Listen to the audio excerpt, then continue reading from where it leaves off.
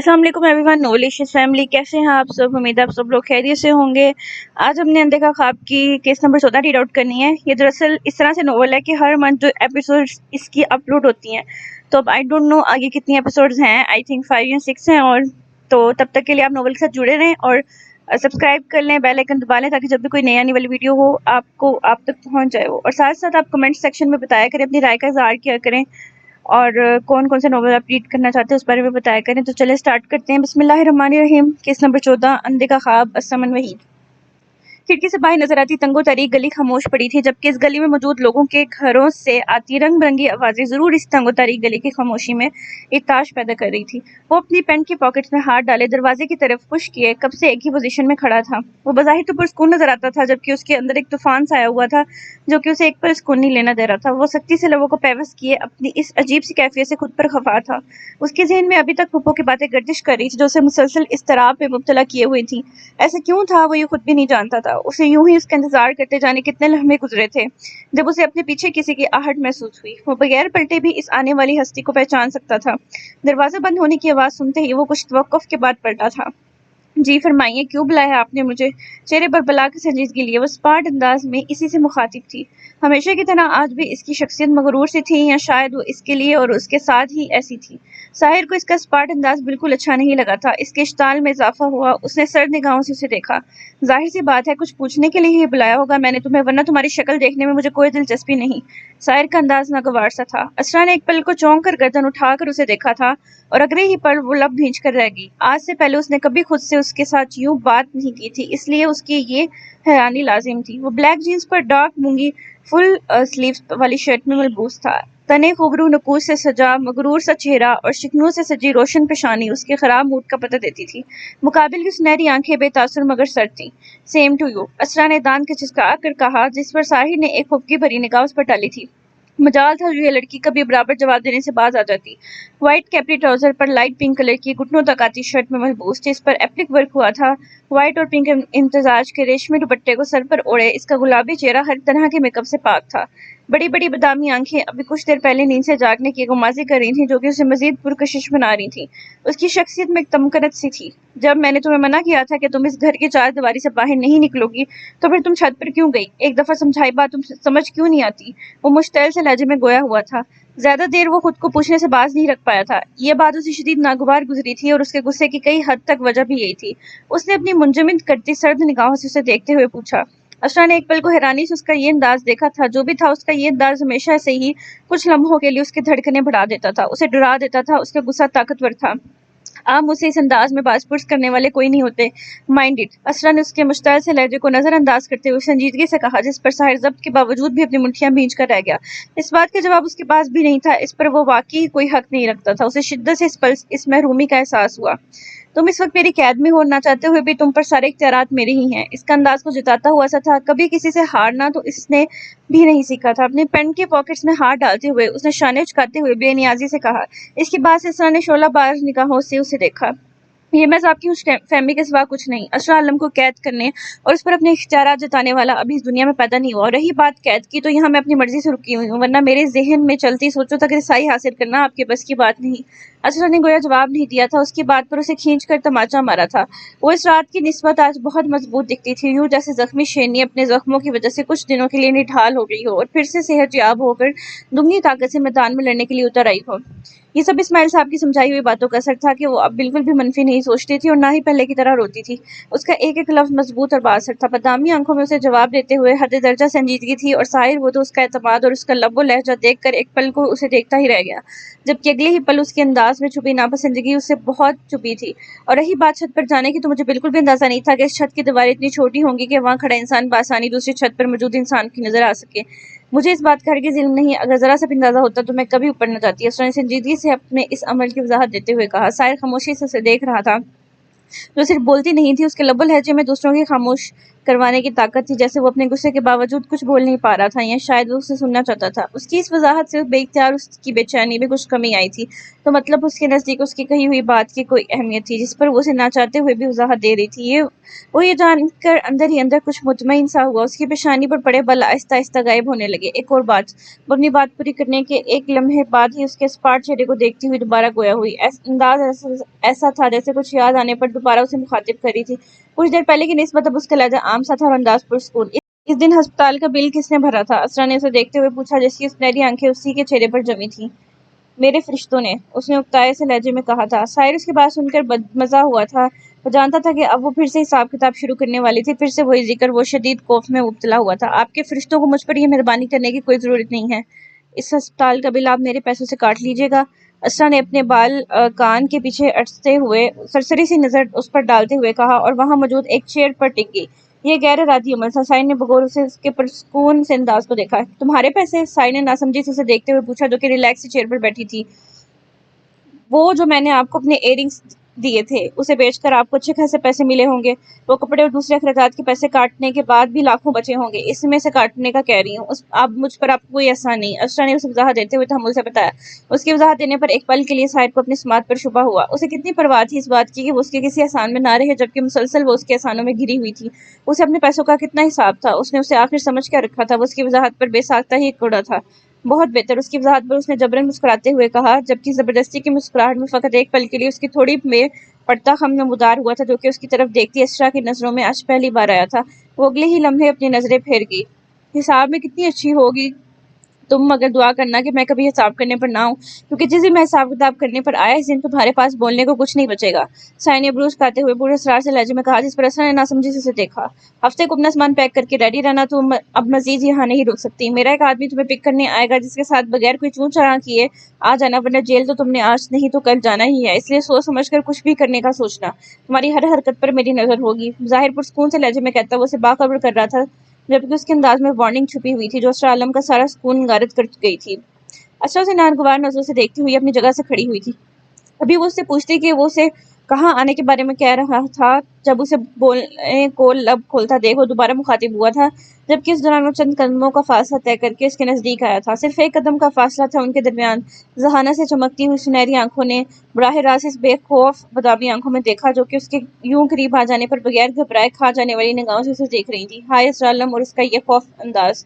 اور کیا کہہ رہی تھی تم، کہ تمہیں قید کرنے والے اور تم پر اختیار جتانے والا بھی پیدا نہیں ہوا؟ ساحر اپنی بات ادھوری چھوڑ کر چہرہ ایک پل کو نیچے جھکا کر ہلکا سا مسکرایا تھا، یوں جیسے اس کی اس بات سے نے اسے بہت لطف دیا۔ وہ اس کی اس بات سے محظوظ ہوا تھا۔ اس کی مسکراہٹ بہت پیاری تھی۔ اس کی تھوڑی پر پڑتا وہ خم پھر سے نمودار ہوا تھا، جس پر اسرا ایک پل کو سانس روک گئی۔ لیٹ می کلیئر یو مس اسرا عالم، وہ شخص تم سے 6 سال پہلے پیدا ہو چکا ہے۔ Mind it. سنجیدگی سے اسے کچھ باور کرواتا وہ اس کے کتابی چہرے سے نظریں ہٹاتا مزید وہاں ایک لمحہ بھی رکے کمرے سے باہر نکل گیا۔ پورا کمرہ اس کے دل فریب کولون کی خوشبو سے مہک رہا تھا۔ اس کے جانے کے بعد اسرا نے پچھلے 1 منٹ سے روکی اپنی سانس بحال کی تھی۔ اس کی دھڑکنیں معمول سے تیز تھیں۔ حواسوں پر ابھی تک اس نے نزدیک آ کر یوں گمگیر سے لہجے میں بولے گئے الفاظ چھائے ہوئے تھے۔ یوں لگتا تھا جیسے کوئی جادوگر اسے ایک لمحے کے لیے اپنے سیر میں گھیر گیا ہو، جو وہ اس کے یوں قریب آ جانے پر کچھ بول بھی نہیں سکی تھی، اسے کوئی کھڑی کھوٹی سنا بھی نہ سکی تھی۔ اس نے بمشکل اس کے سیر سے نکلتے ہوئے اپنے سر کو لفی میں جھٹکا تھا۔ بدتمیز! اسرا اپنے دل کی تیز ہوتی دھڑکنوں سے پریشان ہوتی بوکھلاہٹ میں زیر لب بڑبڑائی تھی۔ اس نے بمشکل اپنی گھبراہٹ کو چھپانا چاہا، جبکہ اسے رہ کر اپنی بے بسی پر غصہ آ رہا تھا۔ آخر وہ کیوں نہ اس کی اس حرکت پر اسے کوئی کھری کھوٹی سنا سکی۔ وہ کتنی ہی دیر اسے غصے کے پیش نظر بھی یہیں موجود رہی۔ رات میں پریشا نے اسے ڈنر تیار ہونے کے بعد ہی آ کر اٹھایا تھا۔ جب نیچے آ کر اسے پتہ چلا کہ یہ موصوف بھی یہاں موجود ہیں، اسے اگنور کرتی ہوئی خاموشی سے ڈنر کر کے اپنے کمرے میں واپس چلے گئی تھی۔ جب کچھ دیر بعد پریشا نے آ کر اس کا پیغام دیا تھا کہ بھائی اسے نیچے ڈرائنگ روم میں بلا رہے ہیں، جس پر اسرا یہاں آئی تھی۔ ابھی اسے یہ سوچ سوچ کر بے چینی ہو رہی تھی کہ وہ اسے کہاں رکھنے والا ہے، یہاں جو اس کا دل بھی لگ گیا تھا۔ پتہ نہیں اس کی قسمت میں اور کتنے امتحان لکھے تھے اور کتنی آزمائشیں تھیں جو اس کی منتظر تھیں۔ اسے کب اس سفر میں منزل ملنے والی تھی، اس کی یہ جنگ جانے کب ختم ہونے والی تھی، وہ کب اپنی یہ جنگ جیتنے والی تھی۔ وہ پریشانی سے اپنا سر دونوں ہاتھوں میں گرا کر بیٹھی تھی۔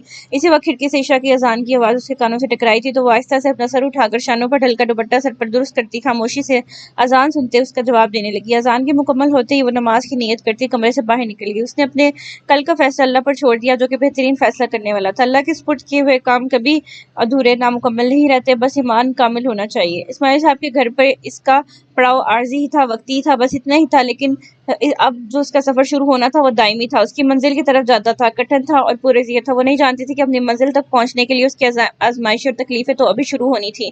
اسماعیل صاحب کا گھر تو کسی درخت کی ٹھنڈی چھاؤں کی طرح تھا جس نے اسے تپتی ہوئی دھوپ سے بچا لیا تھا، جبکہ آگے بہت سے امتحان اس کے لیے تیار کھڑے تھے، جس میں جانے وہ کامیاب ہونے والی تھی یا ایک بار پھر سب کچھ ہار کر ناکام۔ افراتفری کا عالم ہے یہاں، دنیا تو نہیں ہے، حرص و نفسا نفسی ہے یہاں، انسانیت تو نہیں ہے، پیسے کا روب ہے یہاں، ہمدردی تو نہیں ہے، نیکی محض دکھاوا ہے یہاں، خوف خدا تو نہیں ہے۔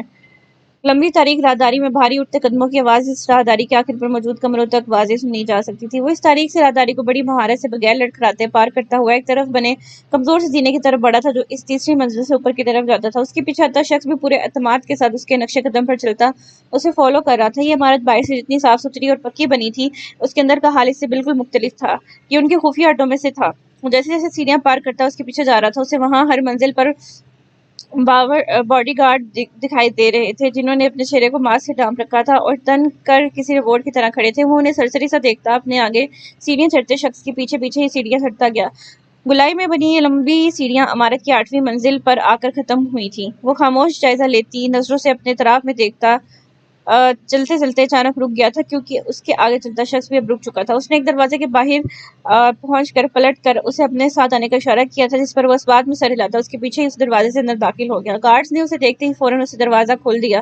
اس کمرے کا نقشہ تو پوری عمارت سے مختلف تھا۔ جدید فرنیچر اور مہنگے ڈیکوریشن پیسز سے مزین یہ کمرہ کوئی میٹنگ ہال کا منظر پیش کر رہا تھا۔ وہ چلتا ہوا اس کمرے کے آخر پر بنے ایک کانچ کے دروازے کے پاس گیا، جس سے اندر داخل ہوتے ہی وہ رک گیا تھا۔ منظور شاہ شاہانہ انداز میں ایک بڑی سی کرسی پر براجمان تھا۔ اس کے اطراف میں 4 لڑکے بیٹھے اپنے اپنے لیپ ٹاپس کو گود میں رکھے بہت مصروف سے انداز میں شاہ صاحب کی دی گئی ہدایات پر عمل کرتے ہوئے کام میں مصروف تھے۔ اسد کے ساتھ ہی سنجان آدمی کو اندر داخل ہوتا دیکھ شاہ صاحب ایک پل کو خاموش ہو گئے اور اپنے پاس بیٹھے لڑکوں کو جانے کا اشارہ کیا، جو کہ سافٹ ویئر انجینئرز تھے اور منظور شاہ کے لیے کام کرتے تھے۔ سر یہی ہے وہ جس کا ذکر میں نے آپ سے کیا تھا۔ آج سے ہمارا سارا مال ٹرانسفر اور وصول کرنے کا کام کالیا ہی کرے گا۔ اسد نے شاہ صاحب کی سوالیہ نظریں خود پر اٹھتے دیکھ انہیں بتاتے ہوئے کہا۔ منظور شاہ نے ایک بھرپور نظر اس آدمی پر ڈالی تھی جو کہ اپنے نام کی طرح ہی کالا تھا۔ بڑی بڑی سیاہ گھنی مونچھیں، آنکھوں پہ سرمے کی موٹی موٹی لکیریں کھینچے، سیاہ تاریک سے چہرے پر پتھریلے تاثرات سجائے، چوڑے شانے اور تقریباً 6 فٹ سے نکلتا لمبا قد، وہ دیو ہیکل کی جسامت والا لمبا اونچا آدمی تھا۔ اس نے باقاعدہ آستینوں والی سفید کرتے کی طرح کی شرٹ پہن رکھی تھی، جس سے جھلکتے سیاہ ڈولوں پر اس نے تعویذ باندھ رکھی تھی۔ اس کی جسامت کو دیکھتے ہوئے لگتا تھا کہ وہ کھڑے کھڑے 2-4 آدمیوں کی ہڈیاں پسلیاں ایک کر دیتا ہوگا۔ شاہ صاحب نے مسکرا کر اسد کو دیکھا تھا، جس نے اس بار اس کام کے لیے بالکل صحیح بندے کا انتخاب کیا تھا۔ اسد بھی ان کے خود کو دیکھنے پر ہلکا سا مسکرایا تھا۔ نام کیا ہے تمہارا؟ منظور شاہ نے بغور اسے دیکھتے ہوئے پوچھا، جو چٹانوں سی سختی چہرے پر سجائے کھڑا تھا۔ ماجد اکرام عرف کالیا نام ہے میرا۔ 8 جماعتیں پڑھ رکھی ہیں، آگے پیچھے کوئی نہیں ہے میرا، اس دھندے میں 20 سال سے ہوں۔ کالیا صرف پیسے کے لیے کام کرتا ہے اور جس کے لیے کام کرتا ہے اس کے لیے جان دینے سے پیچھے بھی نہیں ہٹتا۔ کالیا نے اپنا باری ہاتھ فضا میں بلند کرتے ہوئے بڑی مشکل سے اردو بولتے ہوئے کہا۔ اس کا لب و لہجہ عجیب سا تھا جسے وہ بڑی مشکل سے اردو بولنے کی کوشش کر رہا تھا۔ ہمارے کام میں پیسے کی کمی نہیں ہوتی کالیا، ہمیں صرف اور صرف وفاداری کی ضرورت ہوتی ہے۔ کل کو اگر پکڑے گئے تو پولیس کے 4 ڈنڈے کھا کر کہیں ہمارا نام تو نہیں لوگے؟ شاہ صاحب نے سگار سلگاتے ہوئے گہری نظروں سے اسے دیکھتے ہوئے پوچھا۔ یہ آدمی دیکھنے میں اس کام کے لیے پرفیکٹ لگتا تھا۔ کالیا کا ایک ہی اصول ہے، چاہے تو جان چلی جائے مگر اپنے مالک سے غداری نہیں ہونی چاہیے۔ نمک حرامی نہ کبھی کی ہے اور نہ کبھی کروں گا۔ غداروں سے سخت نفرت ہے مجھے، کالیا نے ان کی بات پر اپنے سرمے سے سجی موٹی موٹی آنکھیں مزید پھیلاتے ہوئے ناراضگی سے کہا۔ اس کے منہ سے اردو کے الفاظ بہت عجیب لگ رہے تھے کیونکہ اس کا لہجہ اس کے الفاظ کا ساتھ نہیں دیتا تھا۔ گڈ، تم جا سکتے ہو، باقی کے معاملہ تمہیں اسد سمجھا دے گا۔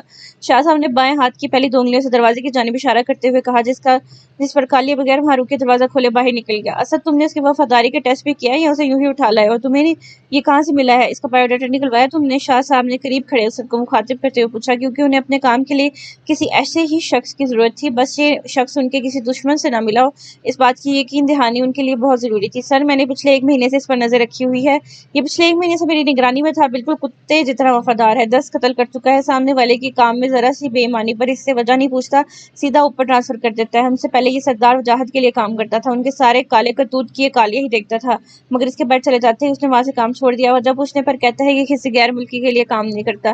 آپ بے فکر ہو جائیے، ہمارے بڑے کام کی چیز ہے، ورنہ تو اس کمینے ٹونی نے ہمیں مروانے کی کوئی کسر نہیں چھوڑی تھی۔ اگر اسے جیل میں فیضی پہلی رات ہی زہر کا کیپسول کھانے میں ملا کر نہ دیتا تو وہ اتنی سی مار کھا کر ہی اگلے دن ہمارے خلاف بیان دینے والا تھا۔ اسد نے انہیں ساری بات سے آگاہ کرتے ہوئے کہا۔ ٹونی ان کا پچھلا ملازم تھا جو اڈے پر ریڈ پڑنے سے مال کے ساتھ ہی پکڑا گیا تھا۔ اب کام بہت محتاط ہو کر کرنا ہے، ان پولیس والوں کی نظروں میں آئے بغیر اب میں مزید نقصان برداشت نہیں کر سکتا۔ مجھے مسٹر مارک کی مشین میں ان کی ہیلپ کرنی ہے اور اپنی پوزیشن اس ملک میں مزید اسٹرانگ۔ شاہ صاحب نے سگار کا ایک گہرا کش پڑتے ہوئے کچھ سوچتے ہوئے کہا، مسٹر مارک فرانس کا رہنے والا تھا جس نے اس سے کروڑوں کی ڈیل کی تھی۔ اس کا مشن نوجوان نسل کو ڈرگس پر لگانا اور ان کا مستقبل تباہ و برباد کرنا تھا، جس میں منظور شاہ نے اس کے مشن کی کامیابی کا اسے پورا یقین دلایا تھا۔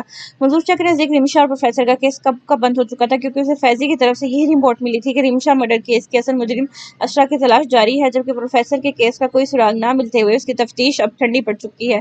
اس لیے منظور شاہ اس طرف سے بالکل مطمئن ہو چکا تھا۔ وہ الیکشن جیتنے کے بعد ہی بہت محتاط ہو کر چل رہا تھا، جبکہ اس کے کالے کرتوتوں کا نیٹ ورک اب پہلے سے زیادہ مضبوط ہو چکا تھا، جس کافی الحال حساب کتاب لینے والا کوئی نہ تھا۔ اور کتنی دیر ہے کھانا تیار ہونے میں چچی؟ آپ سارے دن اپنے کمرے میں آرام کر کے تھکتی نہیں ہے جو ایک وقت کا کھانا بھی وقت پر نہ بنا سکے؟ اب آپ سے آ کر تائی جان ہی پوچھیں گے۔ لیشا نے فاطمہ کو آٹا گوندتے دیکھا تو وہ ناگواری سے اسے دیکھتے ہوئے بولنے لگی۔ وہ سبھی بھی کچھ دیر پہلے بازار سے شاپنگ کر کے لوٹی تھی، جبکہ جانے سے پہلے تائی جان فاطمہ کو دوپہر کا کھانا بنانے کا کہہ کر گئی تھی، جو کہ ابھی تک تیار نہیں ہوا تھا، جس پر لیشا کا پارا 7ویں آسمان کو چھو رہا تھا۔ وہ آتے ساتھ ہی کچن میں داخل ہوئی تھی اور فاطمہ کو آٹا گوندتے دیکھ اسے شدید غصہ آیا۔ اس کا بھوک سے برا حال ہو رہا تھا۔ 3-4 گھنٹے بازار میں پھرنے کے بعد اسے شدید بھوک لگ رہی تھی، جبکہ فاطمہ کو بھی کھانے کی تیاری کرتے دیکھ وہ اپنی بھڑاس نکالتی مسلسل بولتی ہوئی کچن سے باہر نکل گئی۔ اس کا رخ تائی جان کے کمرے کی طرف تھا۔ 5 منٹ بعد تائی جان غصے سے تنفن کرتی کچن میں داخل ہوئی تھی۔ بہت ہی حرام ہوگی نہیں ہوگی تم فاطمہ، جو ایک وقت کا کھانا تم سے تیار ہونے میں نہیں آ رہا۔ تمہیں میں جانے سے پہلے کہہ کے بھی گئی تھی کہ کھانا وقت پر تیار کر لینا، مگر تمہیں اپنی بیٹی کا سوگ منانے سے فرصت ملے تو تم گھر کے کسی کام کو ہاتھ بھی لگاؤ۔ تائی جان نے نفوذ سے فاطمہ کو دیکھتے ہوئے کہا، جس پر فاطمہ کے تاثرات ہر روز کی طرح آج بھی اسپاٹ تھے۔ بس روٹیاں بنانے والی رہ گئی ہیں، باقی کھانا تیار ہے اور میٹھے میں فینی بھی بنا کر فریج میں رکھ دی ہے، فاطمہ نے اسپاٹ سے انداز میں اطلاع دیتے ہوئے کہا۔ جانے سے پہلے تائی جان اسے پلاؤ، شامی کباب، کوفتے کا سالن اور میٹھے میں فینی تیار کرنے کا آرڈر دے کر چلی گئی تھی، جبکہ فاطمہ کو پچھلے 4 دنوں سے سخت بخار تھا، جس کی یہاں نہ تو کسی کو خبر تھی اور نہ ہی پرواہ۔ 4 دنوں پہلے تائی جان نے شام کے وقت فاطمہ سے سارے گھر کے کپڑے دھلوائے تھے، جس کے بعد ہی اسے سردی کی وجہ سے شدید بخار نے جکڑ لیا تھا۔ کھانسی نے اسے الگ پریشان کر رکھا تھا، اس کی پسلیوں میں بھی شدید درد ہوتا تھا، مگر یہاں تھا ہی کون اس کا احساس کرنے والا، اس لیے وہ تائی جان کے جانے کے بعد ہی آہستہ آہستہ کھانا تیار کرنے لگ گئی تھی، جو کہ تقریباً ہو بھی چکا تھا، بس روٹیاں بنانا باقی تھی۔ تو روٹیاں کیوں نہیں بنائی اب تک؟ تمہیں نہیں پتا کہ لیشا چاول نہیں کھاتی؟ بھوک سے بچی کا برا حال ہے اور یہاں تمہاری سستی ختم ہونے میں نہیں آتی۔ بس کر دو بی بی اپنی بیٹی کا سوگ منانا، تم لوگوں کے منہ پر کالک مل کر وہ بھاگ چکی ہے اپنے عاشق کے ساتھ۔ ارے اس جیسی بے شرم اولاد کو تو پھانسی کے پھندے پر لٹکا دینا چاہیے، جسے نہ اپنے ماں باپ کی عزت کا خیال تھا اور نہ ہی اپنے خاندان کی عزت کا۔ ہمیشہ کی طرح آج بھی تائی جان ان کے زخموں کو کریدنے سے باز نہیں آئی تھی۔ وہ ہر بات پر اپنی ذات کی تسکین کے لیے اسرا کو یوں ہی ذلیل کرتی تھی اور فاطمہ کے زخموں پر نمک چھڑکتی تھی۔ اب تو فاطمہ ان 5-6 مہینوں میں یہ الفاظ اتنی بار سن چکی تھی کہ وہ ان الفاظ پر پتھر کی ہو جاتی تھی، لاپرواہ بن جاتی تھی، کہ جیسے کسی اسرا کو جانتی ہی نہ ہو، جیسے کسی اسرا سے کبھی اس کا واسطہ ہی نہ ہو، جبکہ ان کا دل جانے کیوں اسرا کے بارے میں اس طرح کے الفاظ پر پل پل تڑپتا تھا، لیکن فاطمہ بظاہر لاپرواہ بنی رہتی تھی۔ اب بھی تائی جان کچن میں کرسی کے سیٹ کر بیٹھ چکی تھی اور اسرا کو کوسنے لگی۔ شکر ہے خدا کا، اس نے میرے لڑکے کو ہدایت دے دی، ورنہ تمہاری اس بچہ لن بیٹی نے تو میرے بیٹے کو کہیں کا نہیں چھوڑا تھا۔ ارے میں بتا رہی ہوں، ایسی لڑکی کو کیڑے پڑے گے، تم دیکھنا ایک دن اس کا بھیانک انجام ٹی وی پر دکھایا جائے گا۔ ایسی بے غیرت لڑکیوں کو تو ایک لمحہ ضائع کیے بغیر گلا دبا دینا چاہیے۔ پتہ نہیں اس کی کبھی امتحان میں کوئی پوزیشن آئی بھی تھی یا نہیں، جیسے اس کے لچھن تھے۔ مجھے تو اب آ کر لگتا ہے کہ سارے گھر کو بیوقوف بناتی تھی۔ ہم تو پہلے دن سے ہی سمجھاتے تھے کہ لڑکیوں کو اتنا پڑھانے کا کوئی فائدہ نہیں ہوتا۔ اب دیکھ لو تمہاری لڑکی نے کیسا کارنامہ انجام دیا ہے۔ باہر نکلتے ہوئے بھی کوئی جاننے والا مل جائے تو منہ چھپانا پڑ جاتا ہے کہ کہیں ہم سے سوارا کرنا پوچھ لے۔ تائی جان کرسی پر بیٹھتی ہوئی مسلسل بلند آواز میں اسرا کو کوس رہی تھی اور فاطمہ خاموشی سے سر جھکائے اپنا کام کرنے میں مگن تھی۔ آپ کو کتنی دفعہ کہا اس گھر میں اس کا نام مت لیا کریں؟ آپ کو ایک دفعہ سمجھائی بات سمجھ کیوں نہیں آتی؟ حازم جو دکان سے کھانا لینے گھر آیا تھا، گھر میں داخل ہوتی اپنی ماں کی تیز آواز اس کے کانوں میں پڑی تھی، جبکہ اس لڑکی کے ذکر پر اس کی پیشانی کی رگیں ہمیشہ کی طرح تن سی گئی تھی۔ اس کی آواز میں غصے کے ساتھ ناگواری واضح تھی۔ تائی جان اسے دیکھ کر گچی سی ہو گئی تھی۔ ارے نہیں بیٹا، میں تو بس ایسے ہی، تم بیٹھو، میں پانی لاتی ہوں تمہارے لیے۔ تائی جان فوراً اپنی جگہ سے کھڑی ہوتی ہوئی بولی۔ حازم کو اب وہ دوبارہ خود سے ناراض نہیں کر سکتی تھی، اس لیے فوراً ہی بات بدلتی ہوئی بولی، آئندہ کے بعد اس لڑکی کا نام اگر آپ نے اس گھر میں لیا تو میں یہ گھر چھوڑ دوں گا، سنا آپ نے؟ وہ ان کی بات کو اگنور کرتا ہوا اسپاٹ مگر حتمی لہجے میں بولا تھا، جس پر تائی جان ایک پل کو اسے دیکھ رہی تھی، جو کہ اس کی حمایت میں ہرگز نہیں بول رہا تھا بلکہ ناگواری میں کہہ رہا تھا۔ وہ فوراً اس بات میں سر ہلاتی ہوئی اسے بیٹھنے کا کہہ کر خود کچن سے باہر نکل گئی۔ ان کے جانے کے بعد حازم نے پلٹ کر فاطمہ کو دیکھا تھا، جو کہ سر جھکائے خاموشی سے روٹیاں بنانے میں مصروف تھی۔ آپ کی طبیعت اب کیسی ہے چچی؟ صبح کو کافی تیز بخار تھا اور آپ اب بھی کام کر رہی ہیں؟ حازم نے نرمی سے ان کے قریب آتے ہوئے پوچھا۔ اس کا لہجہ بلا شبہ نرم تھا مگر ہر طرح کے احساس سے عاری تھا۔ میں ٹھیک ہوں، فاطمہ نے بغیر اسے دیکھ کر کہا اور آخری روٹی بھی توے پر ڈالی۔ حازم کو وہ شکل سے ہی بیمار لگ رہی تھی، اس لیے وہ ان کے کہنے پر بالکل بھی نہیں مانا تھا اور اپنی ہتھیلی ان کی پیشانی پر رکھی جو کہ بخار کی حدت سے تڑپ رہی تھی۔ اسے ان سے شدید ہمدردی ہوئی۔ عورت ان سب میں سراسر معصوم تھی، اپنی بیٹی کے کیے کی سزا بھگت رہی تھی۔ حازم کو ان کی حالت دیکھتے ہوئے اسرا پر مزید غصہ آیا۔ اس کے بارے میں سوچتے ہوئے اس کا خون کھولا تھا۔ چچی چھوڑیں، یہ سب جائیں، چادر لے کر آئیں، میں آپ کو ڈاکٹر کے پاس لے کر چلتا ہوں، آپ کو بہت تیز بخار ہے۔ حازم نے اس کی روٹی توے سے اتارتے ہی چولہا بند کرتے ہوئے کہا۔ فاطمہ نے 2-4 بار منع بھی کیا مگر وہ اس کی ایک بھی نہ سنتا۔ وہ زبردستی اپنے ساتھ ڈاکٹر کے پاس لے گیا۔ جبکہ کچن کی طرف آتی بڑی تائی جان نے اپنے کمرے کے پاس کھڑی علیشا سے کھار کھاتی نگاہوں سے اسے جاتے دیکھا۔ علیشا اسے اسرا کی ماں سے یوں ہمدردیاں جتاتے دیکھ جل کر پیر پٹکتے ہوئے اپنے کمرے میں واپس بڑھ گئی، جبکہ تائی جان اپنے بیٹے کی ہمدردیوں پر سر تھامتے ہوئے صوفے پر بیٹھ گئی۔ دل میں وہ فاطمہ کو اس کی چالاکیوں پر کوس رہی تھیں جو کہ یقیناً اکیلے میں ان کے بیٹے کو اپنی بیٹی کی صفائیاں دینے والی تھی۔ ایسا تائی جان کو لگتا تھا، جبکہ حقیقت اس سے بالکل مختلف تھی۔ وہ دونوں کسی میٹنگ سے واپس آ رہے تھے، شام کے سائے ہر طرف پھیلنے لگے تھے۔ انسپکٹر فائق ڈرائیونگ سیٹ پر بیٹھا سیاہ رنگ کی سرکاری گاڑی چلا رہا تھا جس کے اوپر پولیس موبائل کا سائرن لگا ہوا تھا، جس کی آواز فی الحال بند تھی، جبکہ ساحر پچھلی سیٹ پر بیٹھا ہاتھ میں ٹیبلٹ تھامے رافع سے ویڈیو کال کر کنیکٹڈ تھا۔ رافع کو آج اس نے خفیہ طور پر ایک جگہ بھیجا تھا جہاں سے وہ اب اسے اپ ڈیٹ دے رہا تھا۔ ساحر اور فائق پولیس یونیفارم میں ملبوس تھے۔ ساحر نے اس کی بات سنتے ہوئے یوں ہی سرسری سے انداز میں اطراف میں نظر دوڑائی تھی جب اس کی توجہ دور سامنے روڈ پر نظر آتے منظر نے اپنی جانب مبذول کروائی۔ اسے کچھ گڑبڑ کا احساس ہوا، اس کا ذہن اسے پہلے ہی الارم دینے لگتا تھا۔ رافع کو احتیاط سے واپس آنے کا کہہ کر اس نے کال کاٹ دی تھی اور فائق کو ایک طرف گاڑی روکنے کا اشارہ کیا۔ فائق نے گاڑی روکتے ہی اس کا اگلا حکم ماننے کے لیے اسے پلٹ کر دیکھا۔ یہ سامنے انسپکٹر فیضان اس وقت یہاں کیا کر رہے ہیں اور اس کے ساتھ یہ لڑکی کون ہے؟ ساحر نے اس کی توجہ مین روڈ سے کافی فاصلے پر آگے نظر آتے لڑکا لڑکی پر دلواتے ہوئے کہا۔ اس لڑکی کی اس طرف سے پشت تھی جبکہ لڑکی کا چہرہ بھی اتنی دور سے زیادہ کلیئر نظر نہیں آ رہا تھا۔ ساحر نے بہت پیچھے سے ہی گاڑی رکوا لی تھی، اسے شک نہیں تھا، یقین تھا کہ اس طرف سے پشت کر کے کھڑا شخص کوئی اور نہیں انسپکٹر فیضان ہی ہے۔ سر لگ تو وہی رہا ہے مگر یہاں معاملہ تو کچھ اور ہی لگ رہا ہے۔ فائق نے بھی اس کی نظروں کے تعاقب میں ان دونوں کو دیکھتے ہوئے کہا، جس پر ساحر اسے باہر آنے کا اشارہ کرتا گاڑی سے باہر نکل گیا۔ یہ سڑک کافی سنسان تھی، شام کے وقت اس سڑک پر رش کم ہی ہوتا تھا۔ دیکھیں پلیز، خدا کے واسطے مجھے گھر جانے دیں، میرے ماں باپ میرا انتظار کر رہے ہوں گے، پلیز ہماری جان چھوڑیں۔ وہ لڑکی دونوں ہاتھ جوڑے اسے روتے ہوئے التجائیں کر رہی تھی جو کہ کسی ظالم کی طرح بیچ سڑک پر اس کا راستہ روک کر کھڑا تھا۔ اے زیادہ ڈرامے مت کر میرے سامنے، میں نے تیرے باپ کو کہا تھا کہ وہ تیری شادی کا ڈرامہ نہ لگائے، تو اس بڈھے کے دماغ میں یہ بات کیوں نہیں گھستی؟ کتنی دفعہ بتا چکا ہوں میں تیرے باپ کو، تیری شادی صرف مجھ سے ہی ہوگی۔ دل آ گیا میرا تجھ پر، کیوں تیرا باپ تیرے اس منگیتر کو میرے ہاتھوں سے مروانے دھلا ہوا ہے؟ آج جب اس کی بیٹی گھر نہیں پہنچے گی تو دل کے دورے سے مر جائے گا، یہی سزا ہے اس بڈھے کی۔ انسپکٹر فیضان نے خباثت سے ہنستے ہوئے انتہائی بدتمیزی سے لڑکی کے روتے ہوئے چہرے کو دیکھ کر کہا۔ یہ لڑکی اس کے ایک دوست کے آفس میں جاب کرتی تھی جو کہ اسے پہلی نظر میں پسند آ گئی تو تب سے اس کے پیچھے پڑا تھا، مگر ان کا ایک ہی رونا تھا کہ ہم شریف لوگ ہیں، ہمارا پیچھا چھوڑ دو۔ اس لڑکی کی شادی طے تھی اور انسپکٹر فیضان کئی دفعہ اس کے بوڑھے باپ کو دھمکا کر آیا تھا کہ وہ خود سے اس کی شادی سے انکار کر دے ورنہ اس لڑکی کو اٹھا کر لے جائے گا۔ اس کے دھمکانے پر بھی جب اس لڑکی کے باپ نے شادی کینسل نہ کی تو آج جب ماریا آفس سے واپس گھر جا رہی تھی تو اس نے سنسان سڑک پہ اپنی گاڑی اس کے آٹو کے آگے روکتے ہوئے اس کے آٹو سے کھینچ کر اتارا تھا اور آٹو والے کے 2-3 تھپڑ لگا کر اسے چلتا کیا تھا، جبکہ اب وہ اسے اپنے ساتھ لے جانے کا ارادہ رکھتا تھا۔ پلیز سر مجھے گھر جانے دیں، میں ابا سے بات کروں گی، ماریا نے اس بے رحم کے سامنے دوبارہ التجا کرتے ہوئے کہا جو کہ اسے اپنی غلیظ نظروں سے گھور رہا تھا۔ ارد گرد سنسان سڑک کو دیکھ ماریا کی پیشانی خوف کے مارے پسینے سے تر تھی۔ اگر آج ہی اسے لے جاتا تو کون تھا اسے بچانے والا، اور اس کے ماں باپ وہ تو جیتے جی مر جاتے۔ تیرا باپ اب ریٹائر ہونے والا ہے اس لیے اس کی پرمیشن کی اب ضرورت نہیں، ہماری شادی آج ہی ہوگی۔ فیضان اس کے رونے سے مزید خوبصورت ہوئے چہرے کو للچائی نظروں سے دیکھتے ہوئے اس کا ہاتھ پکڑ کر اسے کھینچتے ہوئے اپنے گاڑی کی طرف لے جانے لگا جب اچانک سے اسے اپنے کندھے پر کسی کی سخت گرفت محسوس ہوئی۔ اسے ناگواری سے پلٹ کر دیکھا، آخر کس نے اس کے کام میں مداخلت کرنے کی جرأت کی تھی؟ پلٹتے ساتھ ہی اسے اپنے سامنے موجود شخص کو دیکھ کر ایک پل کو اس کا چہرہ تاریک ہوا تھا، اس کی رنگت متغیر ہوئی تھی، حیرت سے آنکھیں پھیل گئی تھیں۔ ہاتھ چھوڑو لڑکی کا فوراً! اسے زبردستی اس کے کھلائے دبوچتے ہوئے اپنی گاڑی تک لے جاتے وہ دیکھ چکا تھا، جبکہ اس کے ساتھ ساتھ وہ اس کی بکواس بھی سن چکا تھا۔ ساحر نے اسے کھا جانے والی نگاہوں سے دیکھتے ہوئے سرد لہجے میں حکم دیا، جس پر انسپکٹر فیضان کا ایک پل کو سانس خوش ہوا تھا۔ اس نے گھبراتے ہوئے اس لڑکی کا ہاتھ فوراً چھوڑ دیا۔ اپنا ساتھ اس کی گرفت سے آزاد ہوتے ہی ماریا نے روتے ہوئے اپنا ہاتھ اپنے دوپٹے کے نیچے چھپا لیا۔